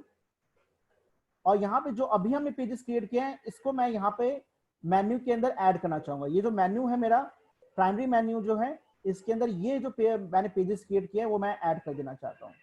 और ये जब आप ऐड करेंगे तो इसको अगर आप सेव करें, ये मेन्यू हमारा ऐड हो चुका है, इसको अगर आप सेव करेंगे तो सेव करने के बाद अगर मैं यहाँ रिफ्रेश करूँ तो आप देखेंगे कि वो मेन्यू मेरा यहाँ पर ऐड हो गया है। अगर टीचिंग पे जाऊं तो टीचिंग पेज खुल जाएगा, अबाउट अस पे जाऊं तो अबाउट अस पेज खुल जाएगा, होम पे जाऊं तो होम पेज मेरा यहाँ ओपन हो जाएगा। लेकिन इनका ऑर्डर प्रॉपर नहीं है, होम पहले आना चाहिए, अबाउट अस उसके बाद, टीचिंग उसके बाद। तो इसको ऑर्डर करने के लिए हम क्या करते हैं, इधर दोबारा जाएंगे और इसको क्लिक करके इसको हम यहाँ पर रिपोजिशन भी करते हैं। अबाउट अस ऊपर आ जाएगा, टीचिंग इधर आ जाएगा, और इसको हम सेव कर देंगे। और अगर मुझे यहाँ पे सब मेन्यूज चाहिए, यानी अब अगर मैं रिफ्रेश अगर इसको करूं, ऑर्डर मैंने प्रॉपर कर दिया, होम पहले आ जाएगा, अबाउट अस आ जाएगा, टीचिंग बाद में आ जाएगा। और अगर मैं इसका मेन्यू सब मेन्यूज अगर बनाना चाहूँ तो हमें क्या करना पड़ेगा, एक और मैं पेज क्रिएट कर देता हूँ। लाइक टीचिंग के अंदर मैं क्या चाहता हूँ, टीचिंग के अंदर मैं चाहता हूँ सब पेज, कि टीचिंग के अंदर मैं क्या प्रोवाइड कर सकता हूँ, क्या फैसिलिटीज मैं दे सकता हूँ। तो टीचिंग के अंदर ऑनलाइन क्लासेस, ये मैंने एक पेज क्रिएट कर दिया है सपोज, और उसके बाद ऑनलाइन क्लासेस के बाद एक और पेज मैं क्रिएट करता हूं यहां पर। ऑनलाइन क्लासेस के बाद प्रोजेक्ट्स या वेबिनार्स। ऑनलाइन क्लासेस के अलावा मैं क्या यहां दे सकता हूं, लाइक वर्कशॉप्स। वर्कशॉप्स इसको मैं पब्लिश कर देता हूं, इसे मैंने पब्लिश कर दिया। और पब्लिश करने के बाद इन पेजेस के कॉरस्पॉन्डिंग मुझे यहाँ पे मेन्यूज भी बनाने पड़ेंगे। तो यानी अपीयरेंस में गए, मेन्यूज में गए, और यहां देखेंगे आप कि ये दो पेजेस जो है मेरे, एक तो मेरा वर्कशॉप का, एक मेरा ऑनलाइन क्लासेस का, इसको सेलेक्ट करके मेन्यू में ऐड करना है। और मेन्यू में ऐड करने के बाद हमें क्या करना है कि ऑनलाइन क्लासेस ये टीचिंग के नीचे अगर मैं यहां जाऊंगा तो एक मेन्यू बन जाएगा, और इसी के थोड़ा आगे जाकर ड्रैग करूंगा तो अपने आप रिपोजिशन हो जाएगा। तो ये इसका सब मेन्यू हो गया। तो वर्कशॉप भी मैं इसको इसका सब मेन्यू बनाऊंगा इस तरीके से। तो ये मेरा क्या बन गया, ये मेरा इस तरीके से स्ट्रक्चर बन गया है। तो अब आप इसको अगर सेव करेंगे तो क्या होगा, तो यहां पे जाकर के हमें यही काम अगर हम करवाएं तो देखिए यहां पे मेरा ये सब मेन्यूज भी बन गया। इसको क्लिक करके मैं उस पेजेस पे भी जा सकता हूं। ऑनलाइन क्लासेस, टीचिंग पे ही ऑनलाइन क्लासेस आपका होगा, और वर्कशॉप पे भी मैं जाना चाहूं तो वर्कशॉप पे मैं जा सकता हूं। तो ये जो मेन्यू मैंने यहाँ पे क्रिएट किया, अगर मैंने इसको स्क्रैच से क्रिएट किया होता तो मुझे क्या करना पड़ता, मुझे HTML के साथ CSS लगाना पड़ता, तब जाके ये मेन्यूज मेरा बनता। बल्कि बट यहाँ पे क्या हो रहा है, यहाँ पर मैंने simply drag and drop approach से ये सारा काम मैंने कर दिया। सिंपल पॉइंटिंग डिवाइस से, माउस से ये सारा काम मैंने कर दिया। तो ये बेनिफिट है CMS का।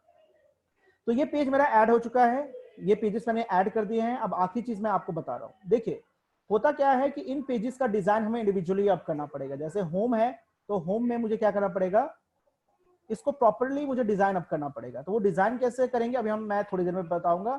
अब हमें समझना है पोस्ट। देखिए हर वेबसाइट में एक अलग से पेज हम रखते हैं ब्लॉग के फॉर्म में। ब्लॉग इसलिए, जैसे मैंने बताया, ब्लॉग इसलिए बनाया जाता है डेली अपडेशन के लिए। कुछ कंटेंट आप डेली बेसिस पे अपडेट करते रहिए। यानी जैसे फॉर एग्जांपल टीचिंग से रिलेटेड में मैं क्या क्या दे सकता हूँ डेली बेसिस पे। मान लीजिए कोई एग्जामिनेशन आने वाला है, उसका आज मैंने पोस्ट लिख दिया, फिर मैंने लिख दिया कि पढ़ने के क्या स्ट्रेटेजीज होने चाहिए, ये एक आपने पोस्ट लिख दिया। आप फिर उसके बाद कुछ प्रीवियस ईयर के मटेरियल डालने, वो आपने पोस्ट करके डाल दिया। डेली बेसिस पे कुछ ना कुछ प्रीवियस ईयर के पेपर आपने डाल दिए। यानी ब्लॉग के जरिए ये काम हम रेगुलर बेसिस पर करवाते हैं, डेली अपडेट्स करवाते हैं। लेकिन एक पर्टिकुलर पेज की बात अगर हम करें वेबसाइट की, तो उस पर ये रेगुलर हम काम नहीं करवाते हैं। बिकॉज जैसे कि UGC है या DU है, वो अपने पेजेस जो बनाते हैं, जैसे होम पेज बना रहा है, अबाउट अस पेज बना रहा है, वो स्टैटिक पेज है, उसमें वो डेली बेसिस पे चेंज नहीं करेगा, उसका डिजाइन चेंज नहीं करेगा। चेंज क्या होता है, तो इन्फॉर्मेशन या कंटेंट। तो इन्फॉर्मेशन भी आप अगर चेंज करना चाहते हो तो होम पेज पे आ ही जाता है। बात है कि आपके वेबसाइट को सर्चिंग मोड में लाने का काम कौन करता है, तो वो डेली पोस्ट करता है। वो पोस्ट जिसके अंदर आपका कंटेंट का एक लेंथ होना चाहिए, अबाउट 250 to 500 वर्ड्स में एक पोस्ट होना चाहिए, उसमें कुछ कंटेंट होना चाहिए और इंटरेस्टिंग पोस्ट होना चाहिए ताकि व्यूअर्स उसको पढ़ सके। तो इसके लिए हम एक सेपरेट पेज बनाते हैं जिसे हम ब्लॉग पेज कहते हैं। और ब्लॉग पेज में हम ऑप्शन रखते हैं पोस्टिंग करने का, डेली पोस्ट करने का। तो अब मैं आपको बता रहा हूं कि ब्लॉग पेज कैसे बनाते हैं और उसमें पोस्ट कैसे हम ऐड करते हैं। तो एक पेज हमें यहाँ पे और बनाना है, जिस पे जो पेज होगा हमारा ब्लॉग का।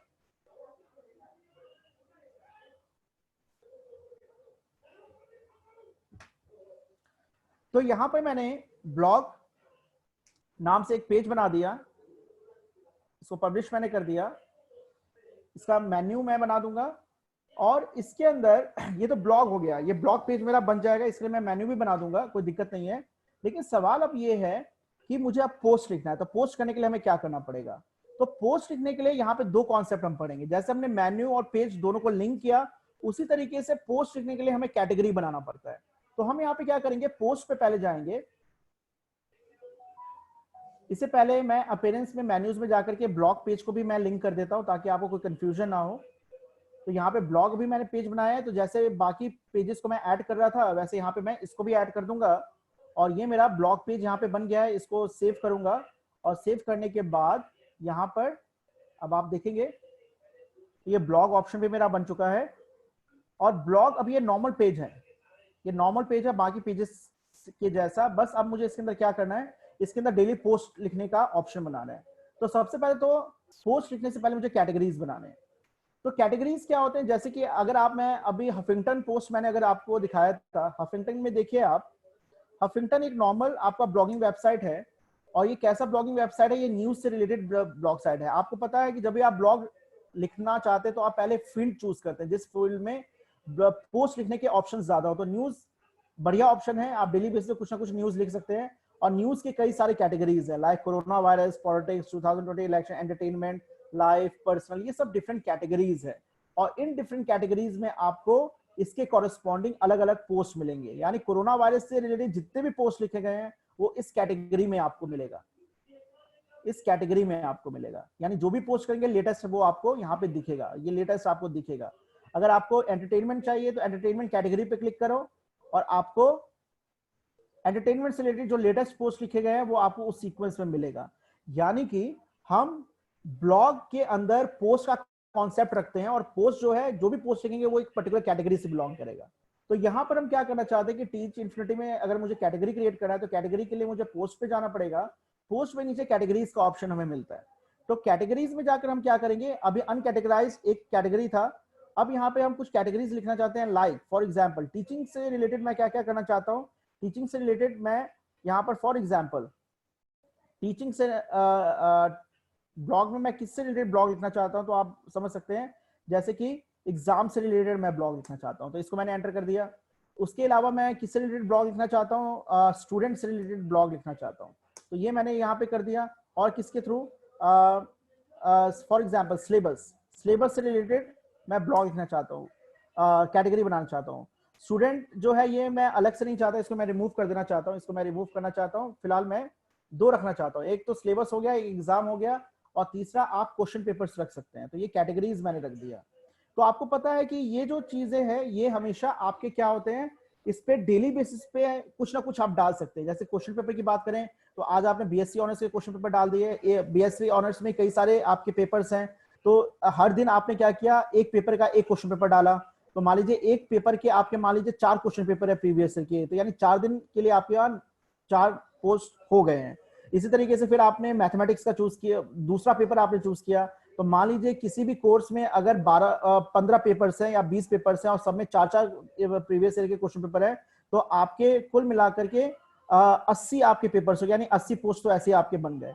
यानी ये सिग्निफिकेंस होता है बेसिकली पोस्ट लिखने का। तो हम उस पोस्ट के कॉरस्पॉन्डिंग ये कैटेगरीज हमने बना दी है। तो ये कैटेगरीज हो गया। अब मैं पोस्ट की बात करता हूं तो पोस्ट हम कहां से लिखेंगे जरा देखते हैं ध्यान से। तो अभी तक हेलो वर्ल्ड का पोस्ट रहा है, इसको मैं रिमूव कर देता हूं, इसकी कोई जरूरत नहीं है मुझे, इसको मैं रिमूव कर देता हूं।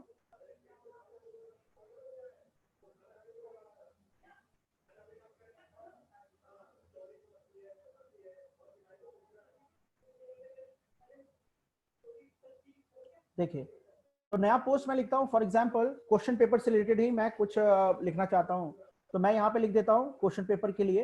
देखिएगा जरा, जैसे बीएससी ऑनर्स, बीएससी ऑनर्स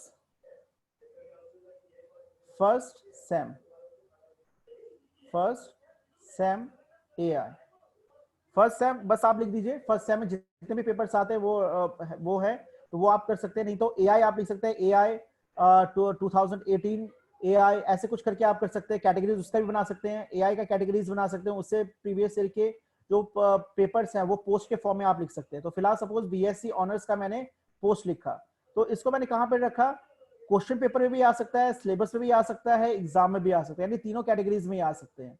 और स्पेसिफिक अगर आपको बनाना है तो बीएससी ऑनर्स ना करके मैं यहां पे क्या करूंगा, यहां पे मैं लिख दूंगा artificial intelligence, artificial intelligence, artificial intelligence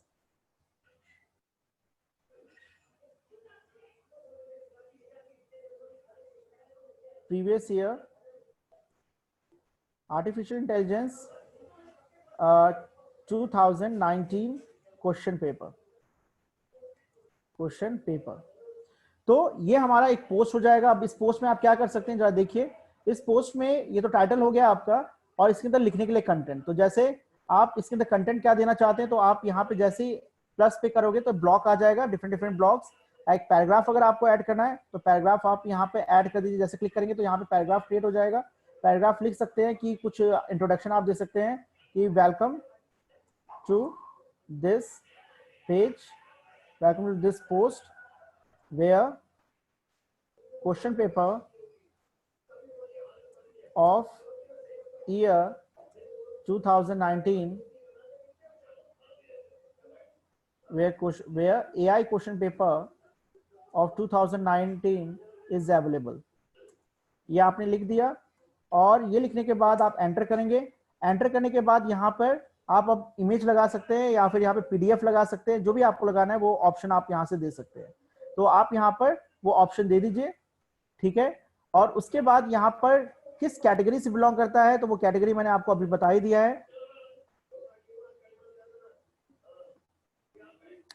तो क्वेश्चन पेपर से रिलेटेड क्वेश्चन पेपर कैटेगरी को मैं सिलेक्ट करूंगा, और ये सिलेक्ट करने के बाद एक आखिरी चीज है इसमें जो बताना है आपको, वो है टैग्स। टैग्स जो होता है वो सर्चिंग में आपकी मदद करता है। जो कीवर्ड्स आप यहाँ पे लिखेंगे, जनरली सर्च इंजन कीवर्ड्स को लेकर के ही आपके पोस्ट का, आपके पेज का सर्च करता है। तो आप जो भी पोस्ट लिख रहे हैं उसकी टैगिंग जरूर कीजिए।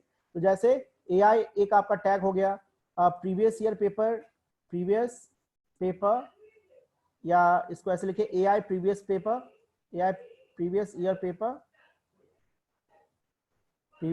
ईयर पेपर, या आपने एक टैग बना दिया, ये एक आपका टैग हो गया। यानी ये टैग, जैसे किसी ने एआई लिखा तो एआई से रिलेटेड अगर सर्च ने कुछ सर्च करेगा तो इस एआई टैग को देख करके ये आपके पोस्ट को रीड करवाएगा। अगर एआई प्रीवियस ईयर पेपर किसी ने लिखा तो इसको रीड करके वो इस पोस्ट को पढ़वाएगा। तो ऐसा टैगिंग आपकी मदद करता है। तो आप इसको फाइनली पब्लिश कर देंगे। पब्लिश करने के बाद एक और पोस्ट हम लिखते हैं। तो दूसरा पोस्ट हमने यहाँ पे क्या लिखा है, तो दूसरा पोस्ट जरा ध्यान से देखिएगा हमें क्या लिखना है। तो दूसरा पोस्ट है आपका यहाँ पर क्वेश्चन पेपर का हमने कर दिया, और क्वेश्चन पेपर में ही एआई के अलावा आपका हो गया लाइक कंप्यूटर नेटवर्क्स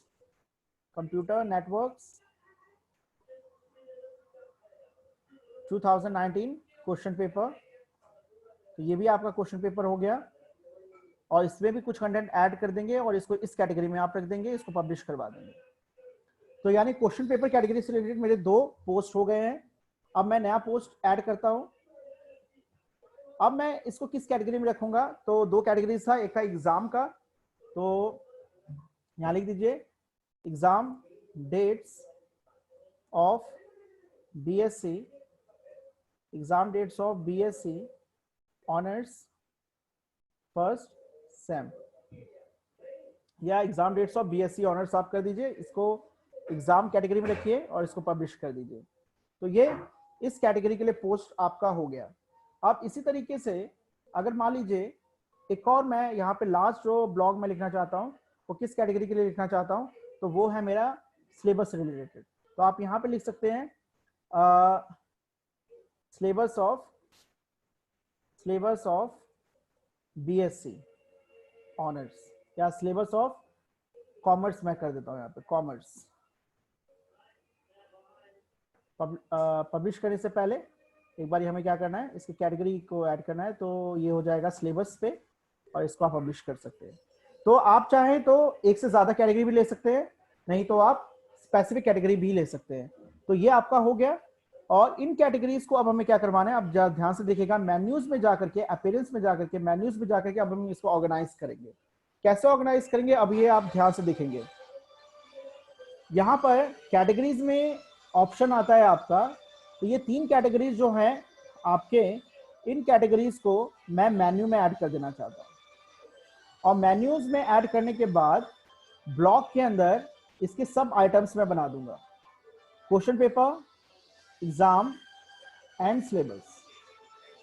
तो ये इन कैटेगरीज के ब्लॉक्स मैं लिखूंगा जिसके पोस्ट मेरे आते रहेंगे रेगुलर बेसिस पे। अब मैं इसको सेव करवा दूंगा, और इसको जैसे मैं सेव करवाऊंगा और इसको रिफ्रेश करूंगा तो आप देखेंगे कि ब्लॉग के अंदर ये सब मेन्यूज मेरे आ गए। अगर क्वेश्चन पेपर पे मैं जाऊं तो क्वेश्चन पेपर पे आप देख रहे हैं कंप्यूटर नेटवर्क्स, आर्टिफिशियल इंटेलिजेंस। तो मैंने क्या बताया था कि ब्लॉग का एक बेनिफिट ये होता है कि ब्लॉग में नॉर्मली जो हमारा जो लेटेस्ट जो ब्लॉग हम लिखते हैं वो पहले हमारा आ जाता है। तो वो हमारा ये यहाँ पे आ चुका है, जरा देखिए जरा ध्यान से। लेटेस्ट हमारा कंप्यूटर नेटवर्क्स का था, तो कंप्यूटर नेटवर्क्स का आ चुका है। और यहाँ पर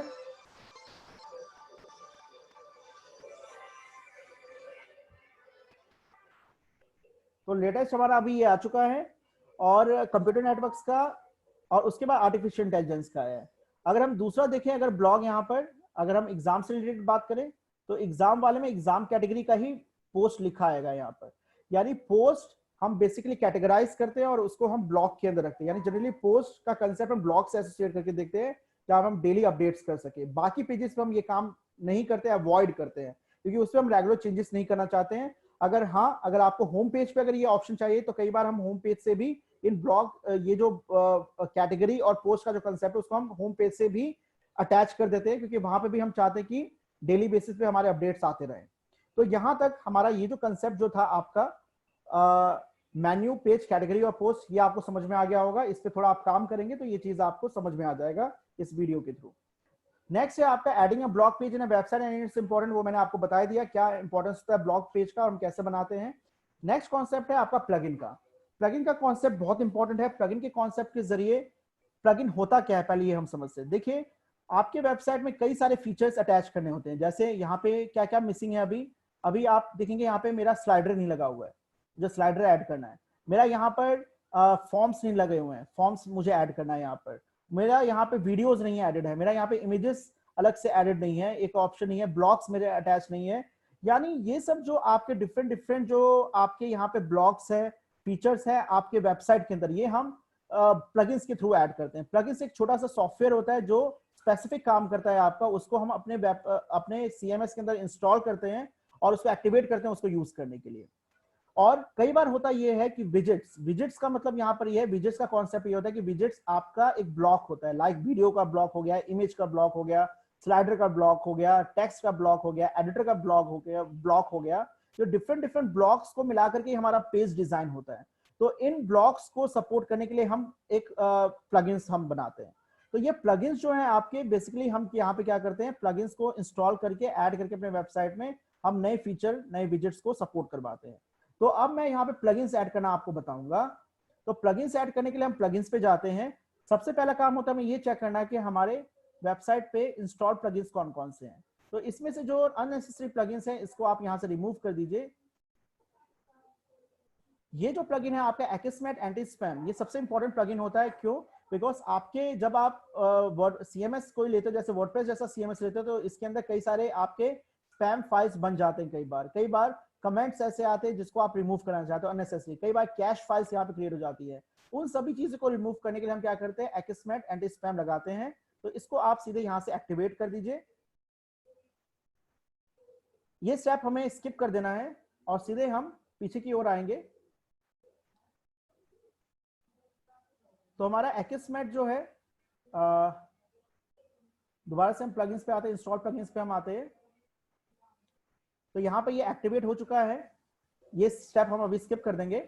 अब प्लगइन्स में नए नए प्लगइन्स हमें लगाने हैं। अब मैं आपको ये बताऊंगा कि किसी भी सीएमएस में जब आप कोई भी प्रोजेक्ट अगर आप बना रहे हैं वर्डप्रेस के अंदर, तो कौन से नेसेसरी प्लगइन्स आपको ऐड करने चाहिए। तो सबसे पहला है आपका जो प्लगइन मैं बताऊंगा ऐड करने के लिए, नया प्लगइन जो बताऊंगा वो है क्लासिक एडिटर। यहाँ पे featured popular recommended plugins already जो आपको इंस्टॉल करने चाहिए वो अवेलेबल होते हैं, वो आप यहाँ से सिलेक्ट कर सकते हैं। तो सबसे पहले आपका जो एडिटर मैं आपको सजेस्ट करूंगा इंस्टॉल करने का वो है क्लासिक एडिटर। तो प्लगइन को इंस्टॉल करने का, प्लगइन को यूज करने का तरीका यह है कि सबसे पहले उसको इंस्टॉल कीजिए और इंस्टॉल करने के बाद उसको एक्टिवेट कीजिए। तो देखिए इंस्टॉल हो गया ये, अब एक्टिवेट का बटन आ रहा है। मैं यहाँ पे एक्टिवेट भी कर सकता हूँ, लेकिन इसको एक्टिवेट करने से पहले मैं ये बताना चाहता हूँ कि इसे एक्टिवेट करने से पहले मेरा जो अभी जो फीचर जो मुझे मिला हुआ वो कैसा है। तो जनरली ये आपका एडिटर जो जहां से हम टेक्स्ट एडिटिंग या फॉर्मेटिंग करते हैं, ये उस एडिटर की बात करता है और वो एडिटर हमें पोस्ट में दिखता है या पेज में दिखता है। तो इसमें अगर आप जाकर के देखिए तो अभी आपको जो एडिटर मिल रहा है टेक्स्ट फॉर्मेटिंग करने के लिए, वो कैसा आपको दिख रहा है, वो कैसा मिल रहा है आपको, वो जरा देखिए। तो यहाँ आप देखेंगे यहाँ आप देखेंगे कि यहाँ पर ये जो एडिटर हमें मिल रहा है वो काफी कॉम्प्लेक्स हमें यहाँ पर वो एडिटर मिल रहा है, काफी लिमिटेड फीचर्स है यहाँ पर, और इसके साथ काम करना जो एक तरीके से क्लीननेस जिसे हम कहते हैं, साफ सफाई एडिटिंग हम कहते हैं, वो यहाँ पर नहीं है। और अगर मैं ये जो मेरे पास प्लगइन है, जो मेरे पास इंस्टॉल प्लगइन्स है, इसके अंदर अगर आप देखेंगे तो इसके अंदर Akismet मैंने एक्टिवेट कर दिया है, क्लासिक एडिटर मैंने इंस्टॉल कर दिया था लेकिन एक्टिवेट नहीं किया था।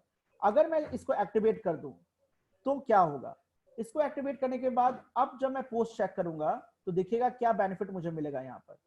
अगर मैं यहाँ पे जाऊंगा अब अपने एडिटर पे, तो अब आप देखेंगे यहाँ पर कि ये बिल्कुल साफ सुथरा क्लीन मुझे यहाँ पे एडिटर टेक्स्ट फॉर्मेटिंग के लिए ऑप्शन मिल जाता है, जहाँ पे मैं आराम से अपना टाइटल दे सकता हूँ, यहाँ पे पोस्ट लिख सकता हूँ। यहाँ पे देखिए टेक्स्ट फॉर्मेटिंग के बटन्स यहीं पे अवेलेबल हो गए हैं, कहीं पे मुझे पर्टिकुलर सेलेक्ट करने की जरूरत नहीं है। यहाँ पे विजिबिलिटी, पब्लिश किस डेट को हुआ है, ये सारी चीजें मुझे इन्फॉर्मेशन मिल रही है। कैटेगरीज मुझे साफ सुथरा मिल रहा है, नए कैटेगरीज मैं यहीं से ऐड कर सकता हूँ, पहले मैं वहां से ऐड नहीं कर सकता था। यहाँ पे ऑप्शन मिल रहा है कि मैं कैटेगरी को यहीं से ऐड कर सकता हूँ, टैग्स भी यहाँ से ऐड कर सकता हूँ। तो ये क्लीन जो मुझे चाहिए एडिटर, टेक्स्ट एडिटर, वो मुझे यहाँ क्लासिक एडिटर के इंस्टॉल करने से मिला है। अगला जो प्लगइन आपको यहाँ पे इंस्टॉल करना है उसके लिए ऐड न्यू पे जाइए, और अगला प्लगइन जो है हमारा वो है निंजा फॉर्म। अब आप जल्दी से आइए, यहाँ देखिए यहाँ पर एक चीज मेरा कम है क्या, तो यहाँ पे देखेंगे किसी भी वेबसाइट के ऊपर आपका कॉन्टैक्ट का यहाँ पे फॉर्म होता है, तो कॉन्टैक्ट का यहाँ पे ऑप्शन नहीं था, तो ये कॉन्टैक्ट का ऑप्शन मैं अब आपको बता रहा हूँ क्या कहाँ से लेना है। तो इसके लिए आपको एक नया प्लगइन ऐड करना है, प्लगइन है यहाँ पे ऐड करेंगे आप, ऐड प्लगइन्स में जाकर के सर्च में आप लिखेंगे निंजा फॉर्म। तो निंजा फॉर्म सर्च करने के बाद आप देखेंगे आपको इसका यहाँ पे प्लगइन मिलेगा, इसको इंस्टॉल कीजिए।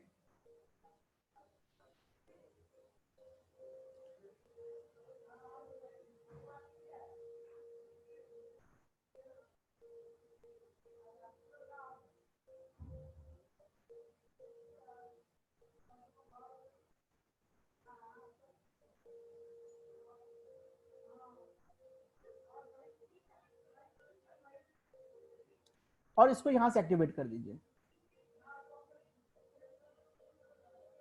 अब एक्टिवेट करने के बाद जब ये एक्टिवेट हो जाएगा तब आप देखेंगे एक्टिवेट करते ही आपका ये जो टूल बॉक्स है इसको एक बार रिफ्रेश कर दीजिए सभी को। जैसे आप रिफ्रेश करेंगे इसको तो आप देखेंगे यहाँ पर निंजा फॉर्म्स आपका ऑटोमेटिकली ऐड हो गया है।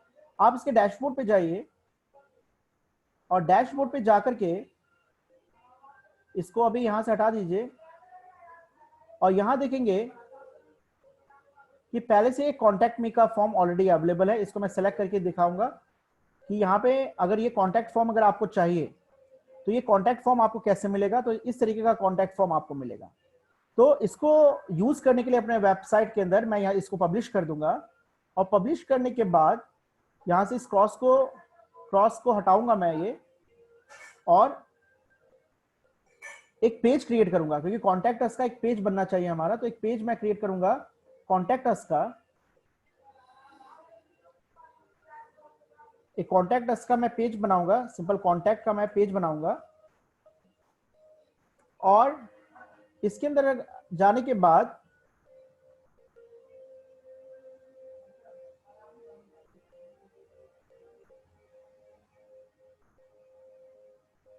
यहां देखिए यहाँ पे ऐड फॉर्म, पहले ये ऐड फॉर्म हमारे यहाँ पे नहीं था, अब ये ऐड फॉर्म का ऑप्शन यहाँ पे हमें मिल रहा है। इस ऐड फॉर्म पे जाएंगे तो हमसे पूछा जाएगा कि कौन से फॉर्म को मैं ऐड करना चाहता हूँ। तो अभी मुझे निंजा फॉर्म के थ्रू ये मुझे कॉन्टैक्ट फॉर्म मिला है, इसको इंसर्ट कीजिए, ये फॉर्म यहाँ ऐड हो जाएगा, इसको पब्लिश कीजिए। और ये पब्लिश करने के बाद जब आप यहाँ पे इसको रिफ्रेश करेंगे तो अभी फिलहाल कॉन्टैक्ट फॉर्म हमें नहीं मिले, कॉन्टैक्ट पेज हमें यहाँ नहीं मिलेगा क्योंकि हमने इसका मेन्यू क्रिएट नहीं किया है। तो हमें ये पेज क्रिएट करने के बाद सीधे अपीयरेंस में जाना है, मेन्यूज में जाना है, और यहाँ पे कॉन्टैक्ट का जो ऑप्शन आ रहा है इस कॉन्टैक्ट को सेलेक्ट करके आप इसको मेन्यू में ऐड कर देंगे, और मेन्यू में ऐड करते ही कॉन्टैक्ट का पेज यहाँ पे ऐड हो चुका है, मेन्यू ऐड हो चुका है। अब इसको सेव करेंगे आप, और सेव करने के बाद सिमिलरली यहाँ पे रिफ्रेश करेंगे। तो रिफ्रेश करने के बाद आप देखेंगे कि कॉन्टैक्ट पे जैसे मैं क्लिक करूंगा तो इसका जो पेज खुलेगा आपका, वो पेज कुछ आपको ऐसा मिलेगा। यानी ये कॉन्टैक्ट फॉर्म आपका ऐड हो चुका है। तो ये बेनिफिट हमें यहाँ पे निंजा फॉर्म से मिलता है। अब हमें क्या करना है कि इसके अंदर तो बना बनाया कॉन्टैक्ट फॉर्म था जिसके अंदर ये लिमिटेड हमारे ऑप्शंस अवेलेबल थे। अगर इसके अलावा और ऑप्शंस मुझे ऐड करने हैं तो वो मुझे कैसे मिलेगा? तो इसके लिए मुझे ये करना पड़ेगा कि जो मेरा जो कॉन्टैक्ट अस जो है, जो मेरा अभी निंजा फॉर्म्स था, इस निंजा फॉर्म्स में मैं जाकर के डैशबोर्ड पे जाऊंगा और डैशबोर्ड पे जाकर के ये जो मेरा एग्जिस्टिंग जो मेरा कॉन्टैक्ट फॉर्म है इसको मैं रिमूव कर दूंगा। रिमूव करने के लिए सेटिंग्स पे जाएंगे, सेटिंग्स पे डिलीट हम करेंगे। डिलीट के बाद हमसे ये डिलीट लिखने के लिए कहता है, आप डिलीट लिखेंगे और डिलीट करेंगे तो ये यहाँ से रिमूव हो जाएगा। और नया फॉर्म ऐड करने के लिए आपके ये ऑप्शन है, ब्लैंक फॉर्म चाहिए, कलेक्ट फीडबैक चाहिए, यानी आप पे आप फीडबैक फॉर्म भी ऐड कर सकते हैं, कॉन्टैक्ट अस फॉर्म, नया पोस्ट भी आप बना सकते हैं। ये सब ऑप्शन आपको निंजा फॉर्म के अंडर मिलता है। इवन रजिस्ट्रेशन फॉर्म भी बना सकते हैं। बहुत सारे काम आप इस फॉर्म से, हर तरह के फॉर्म आप यहाँ पे बना सकते हैं। तो फिलहाल मैं ब्लैंक फॉर्म चाहता हूँ। ब्लैंक फॉर्म के अंदर एक ब्लैंक फॉर्म मैं क्रिएट करना चाहता हूँ इस निंजा फॉर्म जरिए। अब आप देखिए यहाँ पे मुझे हर तरीके का चॉइस मिल रहा है, ये सारे कंट्रोल्स मुझे मिल रहे हैं। तो मुझे करना क्या है,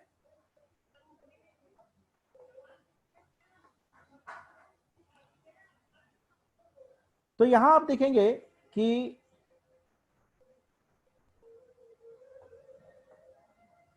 इसके अंदर आप फर्स्ट नेम ऐड कर सकते हैं, बस सेलेक्ट करना है फर्स्ट नेम।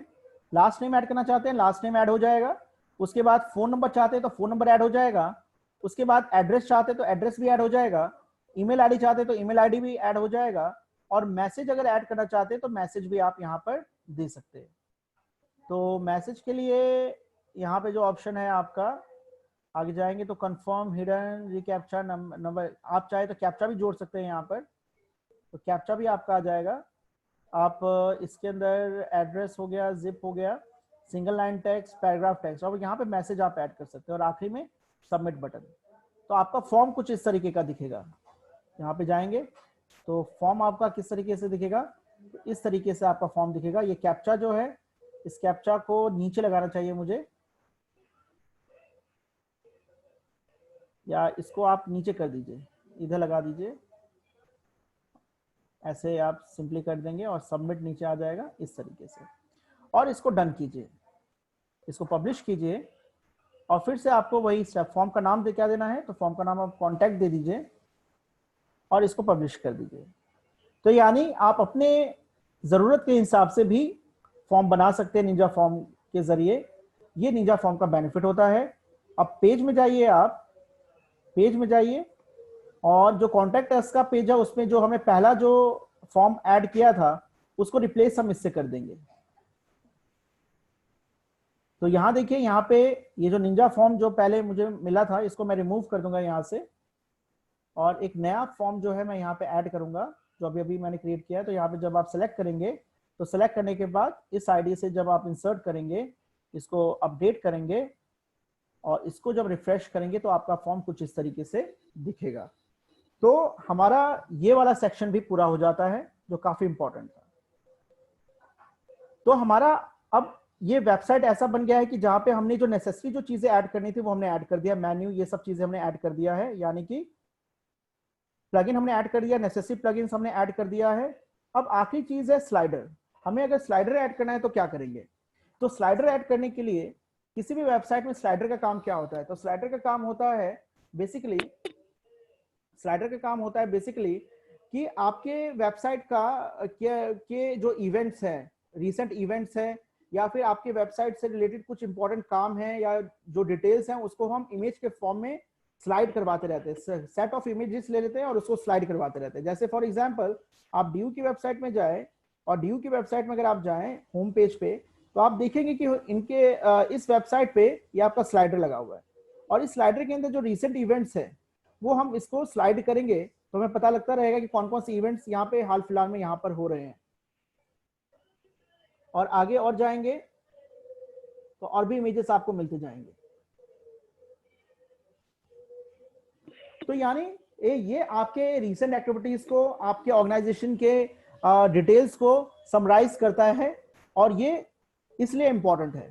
तो हम यहाँ पे ये स्लाइडर कैसे लगाएंगे, तो इसके लिए हम प्लगइन्स में जाएंगे, इंस्टॉल प्लगइन्स में, और प्लगइन्स में जाकर के नया प्लगइन ऐड करेंगे स्लाइडर का। तो नया स्लाइडर ऐड करने के लिए हमें क्या करना है, यहाँ पर सिंपल सा सर्च बार में स्लाइडर लिखना है, और स्लाइडर लिख करके जैसे हम सर्च करेंगे तो जितने भी सेट ऑफ सपोर्टेड स्लाइडर्स आपके यहाँ पर हैं वो आपको मिल जाएगा। सबसे फंडामेंटल मेटा स्लाइडर होता है और सबसे एडवांस्ड और आज के टाइम सबसे ज्यादा यूज होने वाला स्मार्ट स्लाइडर 3 है। इसके अंदर फिर भी आपको मैनुअली इसको इस पे काम करने के लिए आपको थोड़ा बहुत कोडिंग करना पड़ेगा पीएचपी का, लेकिन इसमें आपको कोडिंग करने की भी जरूरत नहीं है। तो इसलिए सबसे आसान तरीका आपको स्मार्ट स्लाइडर 3 को यूज करना है, तो इसलिए मैं आपको ये इसका करके बता रहा हूं, और इसका जो लुक है वो मेटा स्लाइडर से काफी गुना अच्छा भी है। तो इसको हमें पहला स्टेप यही है कि हम इसको इंस्टॉल करेंगे, और इंस्टॉल करने के बाद इसको एक्टिवेट कर देंगे। इसको एक्टिवेट कर देंगे।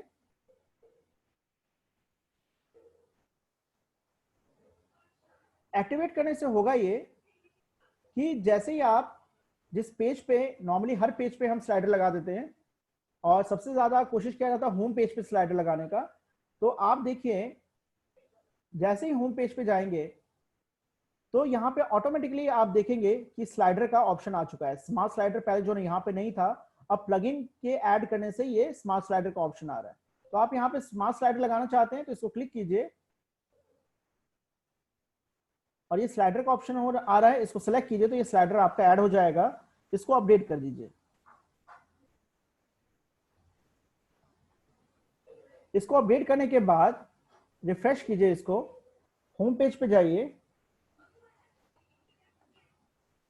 होम पेज पे जाइए, और होम पेज पे जाते ही आपको ये आपका स्लाइडर मिल जाएगा। तो देखिए इसको एरो से इसको हम नेविगेट करेंगे तो आपके सेट ऑफ इमेजेस यहाँ पे स्लाइड होते हुए नजर आ जाएंगे। और अगर इसमें आप अपने इमेजेस डालना चाहते हैं इस स्लाइडर के अंदर, तो इसके लिए हमें क्या करना पड़ेगा, आप नीचे जाएंगे तो स्मार्ट स्लाइडर का ऑप्शन यहाँ पे ऐड हो चुका है। आप स्मार्ट स्लाइडर में जाइए, और स्मार्ट स्लाइडर में जाकर के यहाँ पे जब नीचे जाएंगे तो यहाँ पे ये ऑप्शंस आपको मिलेंगे।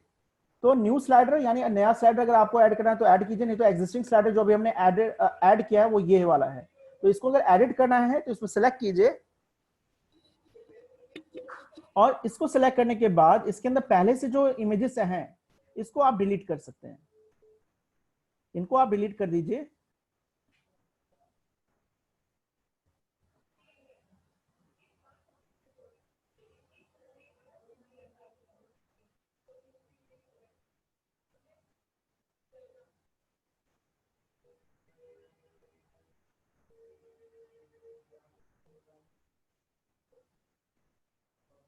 तो जिस तरीके का आपका वेबसाइट है वैसा ही आप इमेजेस चूज कीजिए। कोशिश आपको ये करना है। अब एक और जो इंपॉर्टेंट बात है इमेजेस से रिलेटेड वो मैं आप बताना चाहूंगा। देखिए इमेजेस जो है कई बार आप क्या करते हैं, गूगल में एंटर करते हैं और आपको इमेज मिल जाता है, आप उसको डाउनलोड करते हैं और लगा देते हैं। आपको एक चीज का ध्यान रखना है कि गूगल जो है जहां पे भी इमेजेस कॉपीराइट के अलावा इमेजेस आपको मिलेंगे जो आपको लगता है कि फ्रीली तो अवेलेबल है, लेकिन आप उसको सीधे अगर वेबसाइट में लगा देते हैं तो सिमिलर इमेजेस के लिए गूगल उसको प्लैगियरिज्म में रख देता है, उसको स्पैम में रख देता है। कॉपीराइट वाले अगर फॉर्म्स को अगर आप लगाएंगे तो उस पर लीगल केस हो सकता है, और अगर मान लीजिए 1% के लिए लीगल केस नहीं होता तो गूगल उसको स्पैम में रख देता है। अगर आपका इमेज स्पैम हो गया और जिस भी सेक्शन में आपने वेबसाइट की वो इमेज लगाया है वो सेक्शन जब अगर स्पैम कैटेगरी में सर्च इंजन द्वारा रखा गया तो आपका वेबसाइट जो है वो सर्च होना एक तरीके से कम हो जाएगा, एक स्टेज पे आकर वो बंद भी हो जाएगा। इसलिए कोशिश हमें करना है कि हमें वो वाले इमेजेस चाहिए जो कि फ्री ऑफ कॉस्ट अवेलेबल हो और एक ऑथेंटिक साइट से अवेलेबल हो। तो एक वेबसाइट ऐसा मैं बताना चाहूंगा जहां से आप इमेजेस जो है फ्री ऑफ कॉस्ट अवेल करवा सकते हैं, वो है आपका pixabay.com।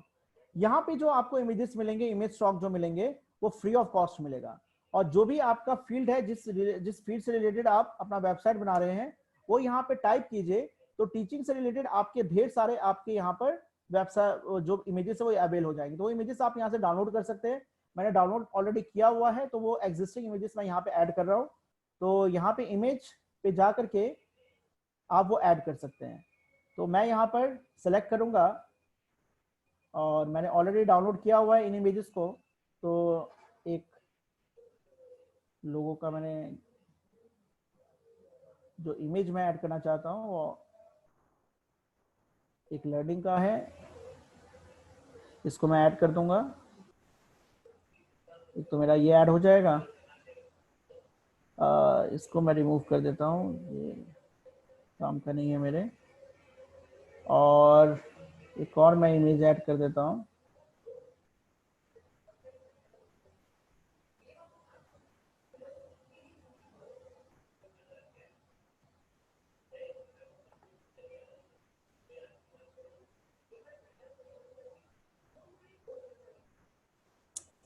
तो देखिए ये इमेजेस हमने स्लाइडर में ऐड कर दिया। अब इसको सेव करेंगे हम, और सेव करने के बाद हम दोबारा से यहाँ पे आ जाएंगे, इसको रिफ्रेश करेंगे, और रिफ्रेश करने के बाद आप देखेंगे कि आपका जो स्लाइडर है उसके इमेजेस से आपके चेंज हो गए हैं। तो यहां तक हमने एक वेबसाइट का 70% काम कर दिया है। अब मैं आपको आखिरी जो चीज बताने वाला हूं वो है आपका कि इसके अंदर जितने पेजेस हैं आपने जो बनाए हैं, इन पेजेस का डिजाइन आप कैसे करेंगे। उसके डिजाइन को आसान बनाने के लिए हमारे पास एक कंसेप्ट होता है पेज बिल्डर का। यहाँ पर जो सबसे फेमस पेज बिल्डर है आपका वो है एलिमेंटर। एलिमेंटर के थ्रू आप ड्रैग एंड ड्रॉप अप्रोच से अपने पेजेस को कुछ ही मिनट्स में डिजाइन कर सकते हैं। तो उसके लिए हमें अब क्या करना है, आप सीधे आइए यहाँ पे प्लगइन पे, और प्लगइन पे आप ऐड कीजिए नया नया प्लगइन ऐड कीजिए,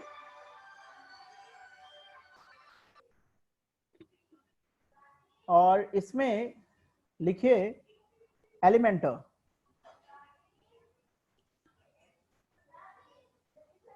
जैसे ही आप ये लिखेंगे तो एलिमेंटर पेज बिल्डर आएगा, इसको इंस्टॉल कर दीजिए।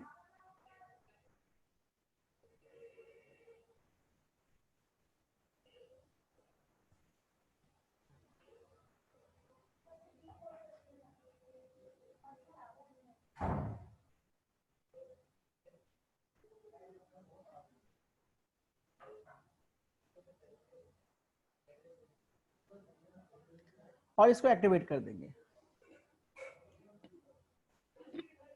तो ये हमारा आखिरी सेक्शन है कि इसमें हम कैसे पेज को डिजाइन करते हैं यूजिंग एलिमेंटर। एलिमेंटर कैसे यूज करते हैं इसका एक वीडियो भी है, इस वीडियो को आप देख सकते हैं, 2 मिनट का वीडियो है, ज्यादा टाइम नहीं लगेगा, और आपको पता लग जाएगा कि किस तरीके से एलिमेंटर का आप इस्तेमाल कर सकते हैं।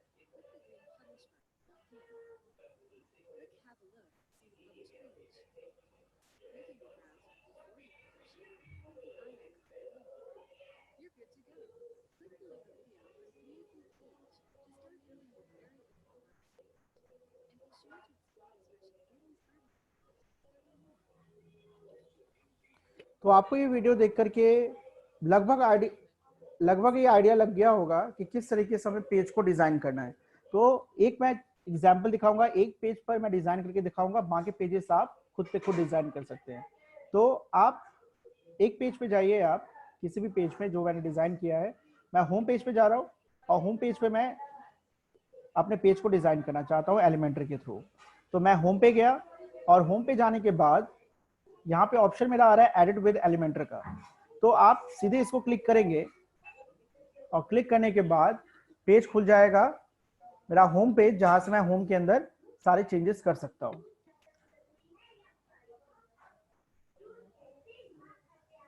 तो होम पेज मेरा खुल चुका है और होम पेज मेरा कैसा दिख रहा है, तो अभी देखेंगे ये इनकम्प्लीट अभी दिख रहा है हमारा पेज। इसके अंदर काफी चीजें करना बाकी हैं, तो वो चीजें हम कर सकते हैं। यहाँ पर देखिए जरा, वो सब चीजें हम यहाँ पे कर सकते हैं। कैसे करेंगे अब मैं वो आपको बता रहा हूँ। देखिए स्लाइडर हमारा लगा हुआ है, इसके अंदर हमें कंटेंट लिखना है या कुछ भी करना है, ऐड करना है, वो हम कर सकते हैं यहाँ पर। तो जैसे कि ये हमारा सेक्शन होता है, इस पर क्लिक करेंगे तो हमारे तीन ऑप्शंस आएंगे, लेआउट, स्टाइल और एडवांस। तो इस सेक्शन के कॉरस्पॉन्डिंग अंदर ब्लॉक्स होते हैं जिसे हम विजेट्स कहते हैं। तो इन ब्लॉक्स को हमें डिजाइन करना होता है। तो सबसे पहले मैं सेक्शन की बात करूं, अगर इस पर क्लिक करके इसका साइज अगर मुझे बढ़ाना है, अभी फिलहाल ये साइज मेरा छोटा है, तो इसको बढ़ाना घटाना है, तो वो मैं कैसे घटाऊंगा। तो इसके लिए इसको मैंने सेलेक्ट किया और यहाँ पे देखेंगे तो यहाँ पे स्ट्रेच सेक्शन आता है, यस की जगह मैं नो कर दूंगा तो ये मेरा स्ट्रेच हो जाएगा। लेकिन आप देख रहे हैं कि इसका साइज जो है काफी छोटा हो रहा है और यहाँ पे ये कंटेंट जो है यहाँ फिट नहीं हो पा रहा है। तो इसके लिए मैं क्या कर सकता हूँ, मेरा जो कंटेंट है इसका लेंथ मैं बड़ा घटा सकता हूँ। आप देखिए तो स्लाइडर का इमेज जो है वो इतना बड़ा नहीं हो पा रहा है। तो इसको हम यहाँ पे क्या करेंगे, तो जरा देखिए, इसको हम स्ट्रेच ना करके दोबारा से उसको इनिशियल पोजीशन पे लेकर के आएंगे और यहाँ पे करेंगे क्या, तो दूसरे ब्लॉक्स हम यहाँ पे ऐड करेंगे। वो ब्लॉक क्या ऐड करना है जरा देखिए। जैसे कि यहाँ पे मैं आया तो ये तो सेक्शन के लिए मेरे पास तीन थे, लेआउट, स्टाइल और एडवांस। और इसके अंदर जो कंटेंट है इसके लिए मेरे पास क्या होता है, ये तीन ऑप्शंस होते हैं। कंटेंट यानी जो मैं इसके ऊपर चेंजेस कर सकता हूँ वो कंटेंट, स्टाइल और एडवांस, ये सारे ऑप्शंस मेरे पास ऑलरेडी अवेलेबल होते हैं। एक चीज और मैं बताना चाहूंगा, नीचे जो होता है हिस्ट्री होता है। हिस्ट्री का मतलब ये है कि जो भी चेंज मैंने रिसेंट में किया वो सारे यहाँ पे आ जाएंगे। तो मुझे जो चेंज चाहिए, अभी मैंने ये चेंज किया था, इसको क्लिक करूंगा तो जो मैंने चेंज होने से पहले जो मेरा कंटेंट था वो मेरा दोबारा से आ जाएगा। तो ये हिस्ट्री ऑप्शन आ जाएगा। एक और चीज ध्यान रखना है, जब हम वेबसाइट बनाते हैं तो वेबसाइट किन किन डिवाइसेस पे खुलेगा, तो वो चेंजेस भी हमें करना पड़ता है सीएसएस के थ्रू रिस्पॉन्सिवनेस अचीव करने के लिए। तो डेस्कटॉप पे आपका जो है जो ये वेबसाइट दिखेगा कुछ ऐसे दिखेगा, टैबलेट पे आपका कुछ ऐसे दिखेगा और मोबाइल पे आपका कुछ इस तरीके से दिखेगा।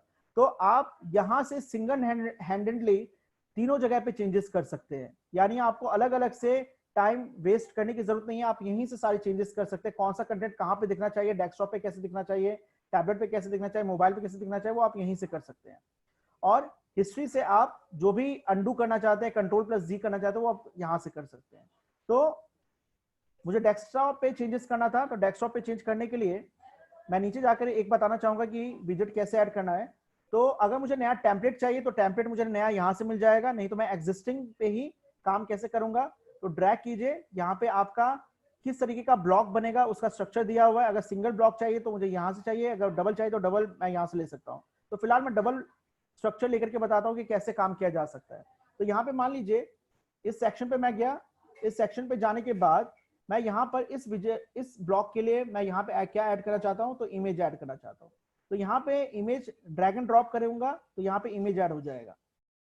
ड्रैग एंड ड्रॉप करके इस प्लस पे जाऊंगा तो ये इमेज मेरा ऐड हो जाएगा। और ये इमेज जब ऐड हो जाएगा तो इसमें सेलेक्ट करके आप देख सकते हैं कंटेंट में, कंटेंट के अंदर जो भी चेंजेस करना है वो मैं यहाँ से कर सकता हूँ। जैसे अलाइनमेंट, इसको सेंटर में मैं रख सकता हूँ। उसके बाद इसके अंदर इमेज क्या ऐड करना है वो यहाँ से मैं सेलेक्ट करके अपलोड कर सकता हूँ फाइल इसका। तो मेरे पास मीडिया में ऑलरेडी कुछ फाइल्स अवेलेबल है, तो वो फाइल मैं यहाँ पर रख सकता हूँ। लाइक मैं यहाँ पर कोई इमेज रख देता हूँ, लाइक दिस वन। तो ये मैंने इंसर्ट कर दिया है और इसके कॉरस्पॉन्डिंग कुछ लाइंस मुझे लिखनी है। तो इसके लिए मुझे क्या करना पड़ेगा, दोबारा मुझे यहाँ पे जाना है, सेलेक्ट करना है इसको। सेलेक्ट करने के बाद मैं यहाँ पे हेडिंग डाल सकता हूँ। तो हेडिंग के लिए मैंने यहाँ पे ऐड कर दिया और हेडिंग जो है मैं यहाँ पे सेलेक्ट करके यहाँ पे चेंजेस करूंगा, like welcome to teach infinity. ये मैंने लिख दिया है, टीच इन्फिनिटी। और इसका साइज काफी बड़ा है, तो ये साइज अगर मैं चेंज कर सकता हूँ, वो कैसे करूंगा, तो स्टाइल पे जाएंगे। स्टाइल पे जाने के बाद इसका कलर, इसका साइज, ये मैं दोनों चेंज कर सकता हूँ। तो कलर इसका मुझे चेंज करना है, तो इस पर क्लिक करूंगा और इसका कलर मैं जैसा चाहता हूँ वैसा मैं इसका कलर यहाँ पे ऑप्टेन कर सकता हूँ।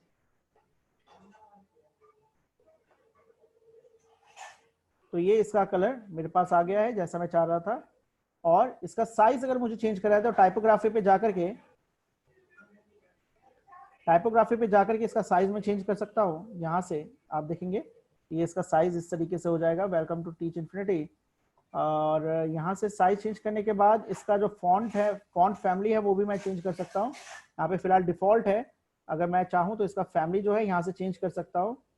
तो सपोज टाइम्स न्यू रोमन में रखना चाहता हूँ, तो ये ऐसा हो गया है। इसको मैं चाहता हूँ कि इसका अलाइनमेंट जो है वो सेंटर में रखना चाहता हूँ, तो सेंटर में आ जाएगा। अब मैं इसके अंदर कुछ कंटेंट ऐड करना चाहता हूँ, तो वो कंटेंट कैसे ऐड हो सकता है वो जरा हम देखते हैं यहाँ पर। तो कंटेंट ऐड करने के लिए हमें फिर से विजिट पे जाना पड़ेगा। यहाँ पे गए, हम विजिट पे आएंगे। अगर विजिट अगर ऐसे नहीं आता तो इस पे क्लिक करेंगे, इस ब्लॉक पे, तो विजिट यहाँ से आ जाएगा। तो हेडिंग हमने दे दिया, अब टेक्स्ट एडिटर हमें ऐड करना है। तो फिर से वही सेम काम करना है, फिर हिस्ट्री पे जाना पड़ेगा, Ctrl+Z करना पड़ेगा, अंडू करना पड़ेगा जो मैंने चेंज अभी किया है।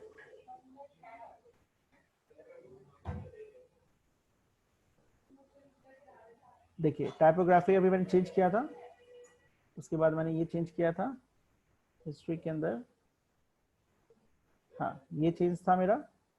फिर से दोबारा से मैं यहाँ पे जा रहा हूँ और यहाँ पे जो टेक्स्ट एडिटर है इसको सेलेक्ट करके ड्रैग मैं इसके साथ करूंगा, इसके नीचे। तो अब आप देखेंगे यहाँ पे टेक्स्ट भी ऐड मेरा हो चुका है।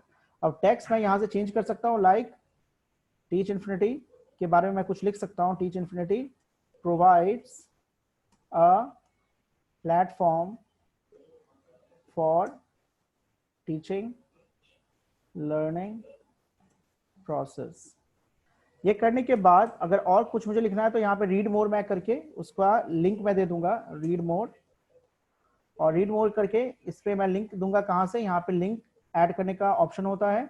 यूआरएल देना है तो मैं कोई अपना पेज डेवलप कर सकता हूँ, मेरे पास कोई पेज अवेलेबल नहीं है तो मैं यहाँ पर कोई एग्जिस्टिंग कोई दूसरे वेबसाइट का है वो मैं यहाँ पे डाल देता हूँ, ताकि आपको एक आइडिया मिल जाए कि किस तरीके से हम यहाँ पे लिंक ऐड कर सकते हैं। तो सपोज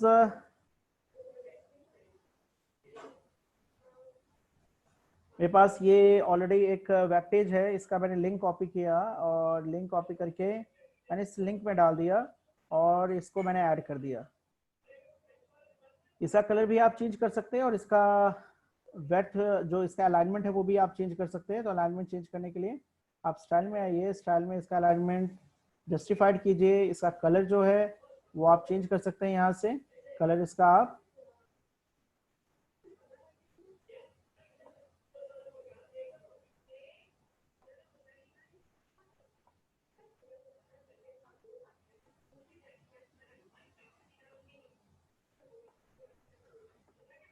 तो ये टेक्स्ट मेरा हो गया है। इसको यहाँ से मैं अपडेट करूंगा और यहाँ से अपडेट करने के बाद जब मैं यहाँ पे इसको रिफ्रेश करूंगा तो मुझे दिख जाएगा कि मेरा जो पेज है अब किस तरीके से डेवलप हो गया। तो देखिए ये मेरा पेज यहाँ पे इस तरीके से, ये ब्लॉक मैंने ऐड कर दिया है। इस पर रीड मोर ऑप्शन पे जाऊंगा, क्लिक करके न्यू टैब पे, तो आप देखेंगे कि जो मैंने लिंक दिया हुआ पेज का वो उस पर जाकर के ये पेज खुल जाएगा। तो इस तरीके से आप यहाँ पे टेक्स्ट और इमेज ऐड कर सकते हैं। अब नेक्स्ट चीज मैं बताना चाहूंगा कि वीडियोस कैसे आप ऐड कर सकते हैं इसके अंदर। एक हमारे पास ऑप्शन ये भी होता है कि अगला वेजेट, आप नीचे जाएंगे तो अगले वेजेट को ऐड करने का भी यहाँ पे ऑप्शन है। देखिए अगला विजिट ऐड करने का भी ऑप्शन है। और अगर आप चाहें तो एक सेक्शन को दूसरे सेक्शन से रिप्लेस भी कर सकते हैं। जैसे ऊपर इसको मैं ले गया, इसको मैं ऊपर ले जाऊंगा और यहाँ पे ड्रॉप कर दूंगा तो आप देखेंगे स्लाइडर नीचे आ चुका है।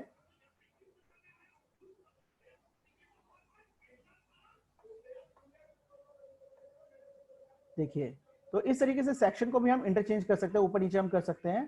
तो ये भी ऑप्शन आपका यहाँ पर पॉसिबल है। तो यानी सारा काम हमारा ड्रैग एंड ड्रॉप अप्रोच से ही हो रहा है यहाँ पर, जो काफी आसान है काम करना।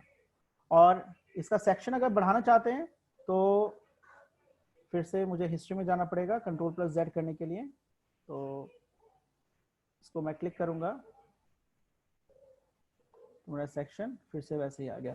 अब देखिए, मैं नया विजिट ऐड करना चाहता हूं। इससे पहले मैं क्या करना चाहता हूं कि थोड़ा सा मैं इसका जो साइज है वो मैं बढ़ा देना चाहता हूं। ये इस सेक्शन पे जाकर के मैं यहाँ पर जो स्ट्रेच है इसको मैं स्ट्रेच कर दूंगा। स्ट्रेच करने के बाद ये कंटेंट मुझे कुछ इस तरीके का दिखेगा। और एक और चीज मैं बताना चाहूंगा, इस इमेज के ऊपर हम क्या कर सकते हैं, इस इमेज के ऊपर अगर मैं इसके ऊपर इफेक्ट्स भी लगा सकता हूँ, एनिमेशन भी लगा सकता हूँ। तो ये आप अपने बिहाफ पे एक बार ट्राई कर सकते हैं कि आप जैसे यहाँ पे जाएं तो होवर करने के बाद अगर होवर मैं करूंगा तो क्या दिखे, कैसे इफेक्ट्स आएंगे इस पे। तो होवर का एनिमेशन देखिए, यहाँ पे एनिमेशन आया हुआ है कि ये पल्स श्रिंक करेगा या पल्स ग्रो करेगा। ये यहाँ पे ऑप्शन दिया हुआ है। जैसे मैंने पल्स ग्रो कर दिया और इसको अपडेट कर दिया तो देखिए किस तरीके से इफेक्ट पड़ेगा इसके ऊपर। इसको जैसे मैं रिफ्रेश करूंगा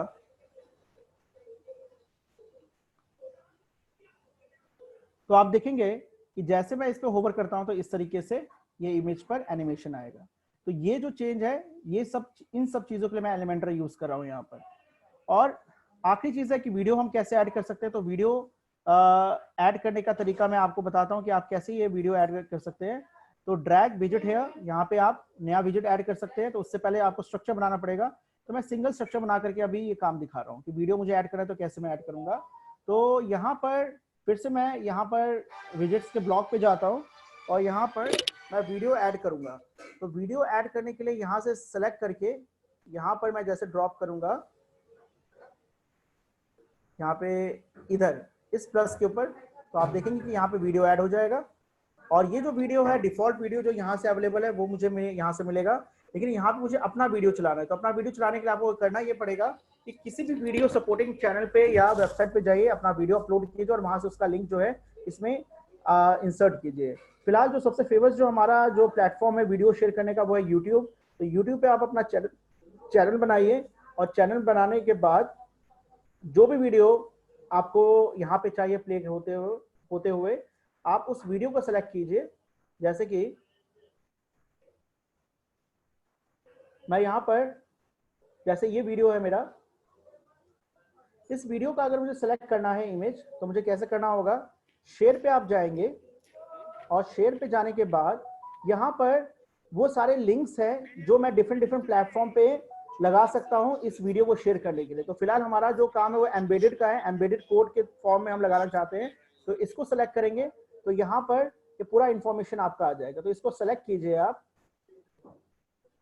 आई फ्रेम का इंफॉर्मेशन यहाँ पे आया हुआ है। इसको नोट पैड में मैं ऐड कर रहा हूँ। फिलहाल यहाँ पे मैं नोट पैड के फॉर्म में ऐड कर रहा हूँ और इसके अंदर सिर्फ मुझे क्या करना है, जो मेरा जो SRC है, सोर्स फाइल जो है, जो सोर्स एड्रेस है, बस इसको मुझे यहाँ से कॉपी करना है। इसको कॉपी करके मैं यहाँ पर जो मेरा एलिमेंटर वाला पार्ट है, जो वीडियो वाला सेक्शन है, वीडियो पे क्लिक करूंगा मैं। तो वीडियो में आप URL देख रहे होंगे, इस URL को मुझे सिलेक्ट करना है और इसको रिप्लेस कर देना है। और इसके बाद जैसे ही मैं इसको अपडेट करूंगा तो अपडेट करने के बाद आप देखेंगे कि यहाँ पे वीडियो वो चलेगा जो मेरा यूट्यूब पे था। तो इसको सेलेक्ट कीजिए, इसको रिफ्रेश कीजिए और ये आपका वीडियो ऐड हो गया है। तो आप समझ गए होंगे कि किस तरीके से हमें इसके अंदर एडिटिंग वगैरह करनी है, किस तरीके से काम करना है। तो इस तरीके से आप सभी पेजेस को अपने हिसाब से आप डिजाइन कर सकते हैं। आपको करना बस ये है कि कोई भी एक प्रोफेशनल वेबसाइट को देखना है, सामने रखना है, उसको फॉलो अप करके आप अपने पेजेस को डिजाइन कर सकते हैं।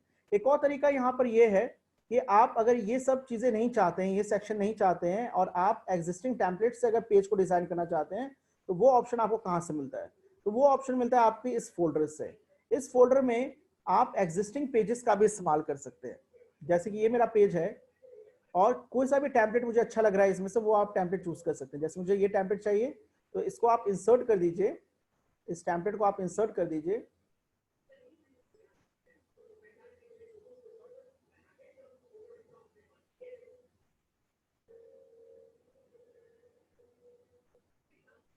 इसको इंसर्ट करने के बाद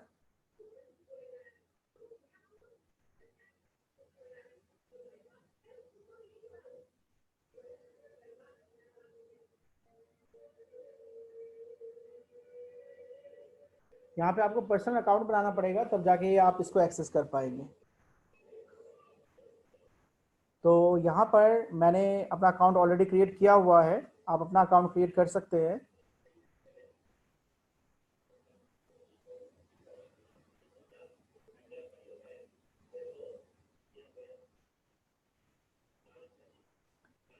तो अब मैं यहाँ पर इसको यूज कर सकता हूँ, इसको इंसर्ट कर सकता हूँ।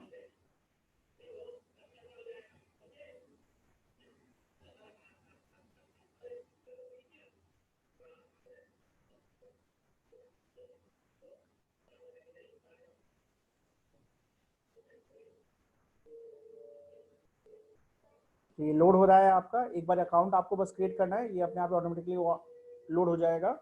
और आप इस टेम्पलेट के ऊपर, एग्जिस्टिंग टेम्पलेट के ऊपर एक पर्टिकुलर पेज के लिए हर पेज पर आप नया टेम्पलेट ऐड कर सकते हैं और इसको इस पे काम कर सकते हैं। तो अब आप देखिए यहाँ पे मेरा इस तरीके का टेम्पलेट ऐड हो चुका है, इस तरीके का टेम्पलेट ऐड हो चुका है। तो इस पे इसको मैं एक्सटेंड करके इसके ऊपर मैं काम कर सकता हूँ, यानी इन सभी को हटा करके, इन सभी सेक्शंस को रिमूव करके, जैसे मैं ये सेक्शन जो है इसको मैं रिमूव कर देता हूँ। जैसे आप देखेंगे इस सेक्शन को मैंने रिमूव कर दिया, इसकी जरूरत नहीं है मुझे, मैं इस सेक्शन को रिमूव कर देना चाहता हूँ। और ये सीधे ये जो मेरा सेक्शन जो है, मैं इस सेक्शन को रिमूव कर देना चाहता हूँ। और मैं सिंगल जो अपना डिजाइन चाहता हूँ किस तरीके से चाहता हूँ, तो इस तरीके से चाहता हूँ। और इसके अंदर चाहें तो आप फर्दर इसके अंदर टैग्स वगैरह, टैग लाइन वगैरह ऐड कर सकते हैं, इसको फर्दर एडिटिंग कर सकते हैं। जैसे मैं इस सेक्शन पे जाऊँ, इस सेक्शन को जा करके यहाँ पे स्ट्रेच कर दूं, तो ये मेरा स्ट्रेच भी हो जाएगा। तो देखिए इस तरीके से आप इसको एक्सटेंड कर सकते हैं और इसमें फर्दर चेंजेस कर सकते हैं, डायरेक्ट सेलेक्ट करके चेंजेस कर सकते हैं। इन ब्लॉक्स पे जाके, इन कंट्रोल्स पे जाके, बटन्स वगैरह पे जाके आप चेंजेस कर सकते हैं। बहुत आसान काम है ये सब करना। इस तरीके से आपको एक डिजाइन प्रॉपर मिल जाएगा। और इसमें से भी अगर आपको कोई सेक्शन पसंद नहीं आता है तो आप इसको हटा सकते हैं यहाँ से।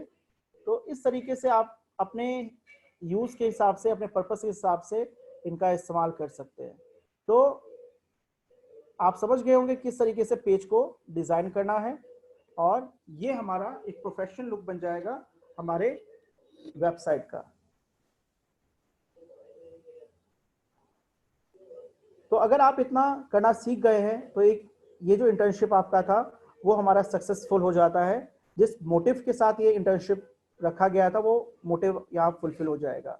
बस आपको करना ये है कि प्रोजेक्ट आपको मैं बता ही चुका हूँ, एक सबसे आसान ऑप्शन मैंने पहले दिया था, उस ऑप्शन को फॉलो करके भी आप अपना प्रोजेक्ट सबमिट करवा सकते हैं, या फिर इस तरीके से फुल फ्लैज आप एक बना करके अपना प्रोजेक्ट सबमिट कर भी सकते हैं। दोनों ही केसेस में आपको सर्टिफिकेट मिल जाएगा। और जो सर्टिफिकेट मिलेगा वो आपको एक गवर्नमेंट एफिलिएटेड सर्टिफिकेट मिलेगा, जिसका इंडस्ट्री में बहुत ज्यादा यूज है। इसलिए आप इस कोर्स को के सर्टिफिकेट को क्लेम करने के लिए जरूर प्रोजेक्ट सबमिट करें। तो हम देख लेते हैं कि हम इसको एक बार रिव्यू कर लेते हैं कि हमने इस पूरे जो 1.5 घंटे का जो इंटर्नशिप का जो एक रिव्यू था प्रोजेक्ट बिल्डिंग के थ्रू, वो क्या था। सबसे पहला वर्डप्रेस हमने प्रोजेक्ट सेटअप कैसे करना है वो मैंने आपको बताया। इनिशियल सेटिंग लाइक लोगो, एपिकॉन, परमालिंक्स में कैसे चेंजेस करते हैं वो मैंने आपको बताया।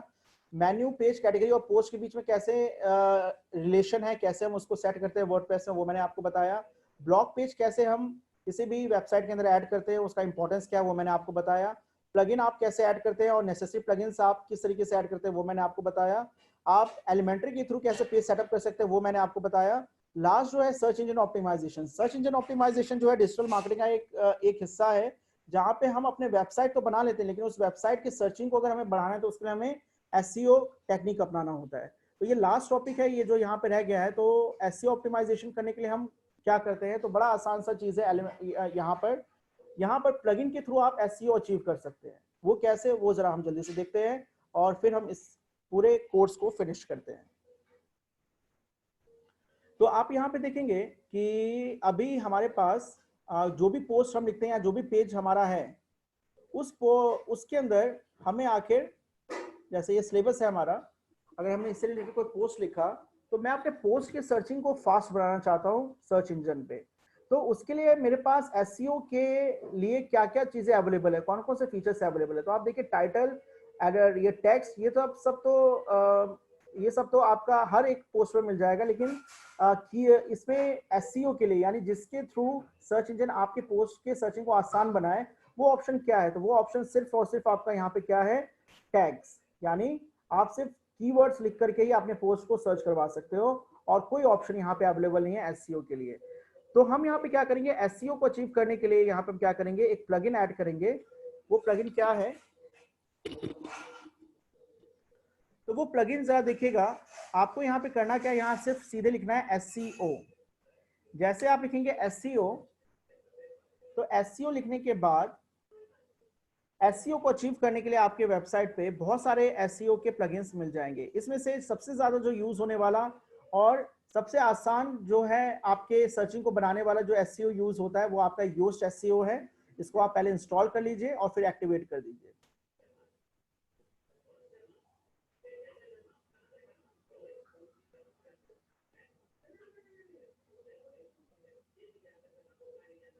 और इसको एक्टिवेट कर दीजिए।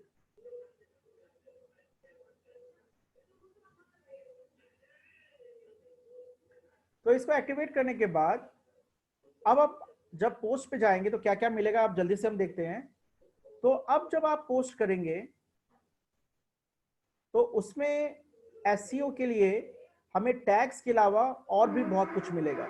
अब आप देखिए, पहले तो सिर्फ हमें टैग्स मिल रहा था, लेकिन अब एसईओ का ऑप्शन हमें यहां मिल जाता है। एसईओ कैसे होगा, पहले तो हम सिर्फ एक दो वर्ड से अपना पोस्ट सर्च करवा रहे थे, अब हम पूरा का पूरा सेंटेंस भी लिख सकते हैं, फ्रेज भी लिख सकते हैं, वो ऐड कर सकते हैं हम यहाँ पर।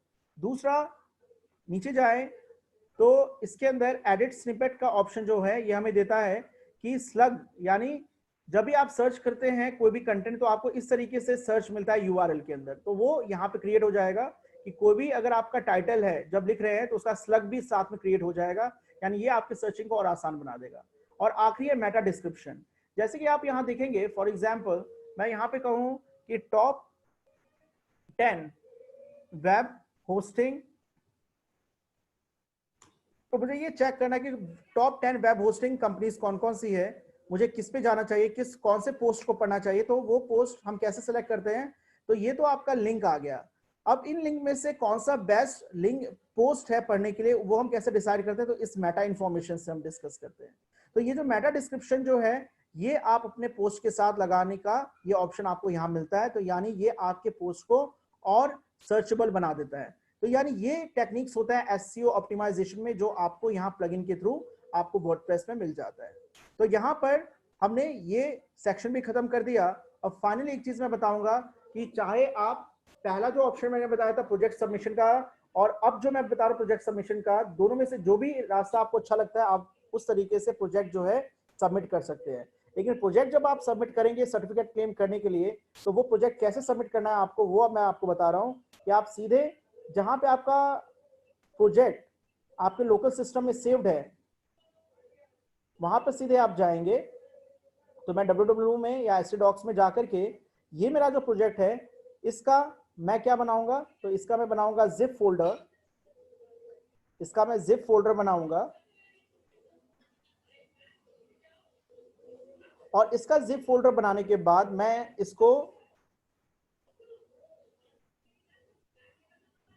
तो आप लोग इस प्रोजेक्ट जो भी प्रोजेक्ट बनाएंगे उसका जिप फोल्डर बनाएंगे और उसे मेरे मेल आईडी पर आप भेज देंगे। मेरा जो मेल आईडी है वो आप नोट डाउन कर लीजिए। इस मेल आईडी पे आपको अपना प्रोजेक्ट भेजना है। तो जब भी आप प्रोजेक्ट, आज आपका 24 अप्रैल है और आप प्रोजेक्ट जो है अपना 3 मई तक सबमिट कर सकते हैं। 3 मई तक आपके पास टाइम है, आप कभी भी 2 घंटे लगा के अपना प्रोजेक्ट बना सकते हैं और सबमिट कर सकते हैं इस वैल्यूएबल सर्टिफिकेट के लिए। ये सर्टिफिकेट आपका काफी काम आने वाला है आफ्टर कंप्लीटिंग योर ग्रेजुएशन। तो ये मैं मेल आईडी आपको दे रहा हूं।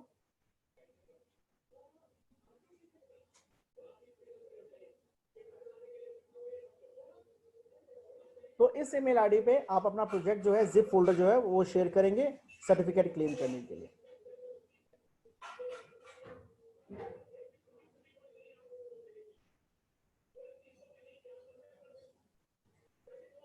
तो यहाँ पर ये हमारी इंटर्नशिप जो इंटर्नशिप कोर्स था वेब डेवलपमेंट और डिजिटल मार्केटिंग पे, उसका एक पूरा एक शॉर्ट रिव्यू था। प्रोजेक्ट बिल्डिंग के थ्रू मैंने ये चीज़ आपको बताई है। आप इसको जल्दी से प्रोजेक्ट बना लीजिए और ये प्रोजेक्ट मुझे सबमिट कीजिए ताकि आपको सर्टिफिकेट आपको मिल जाए। Thank you.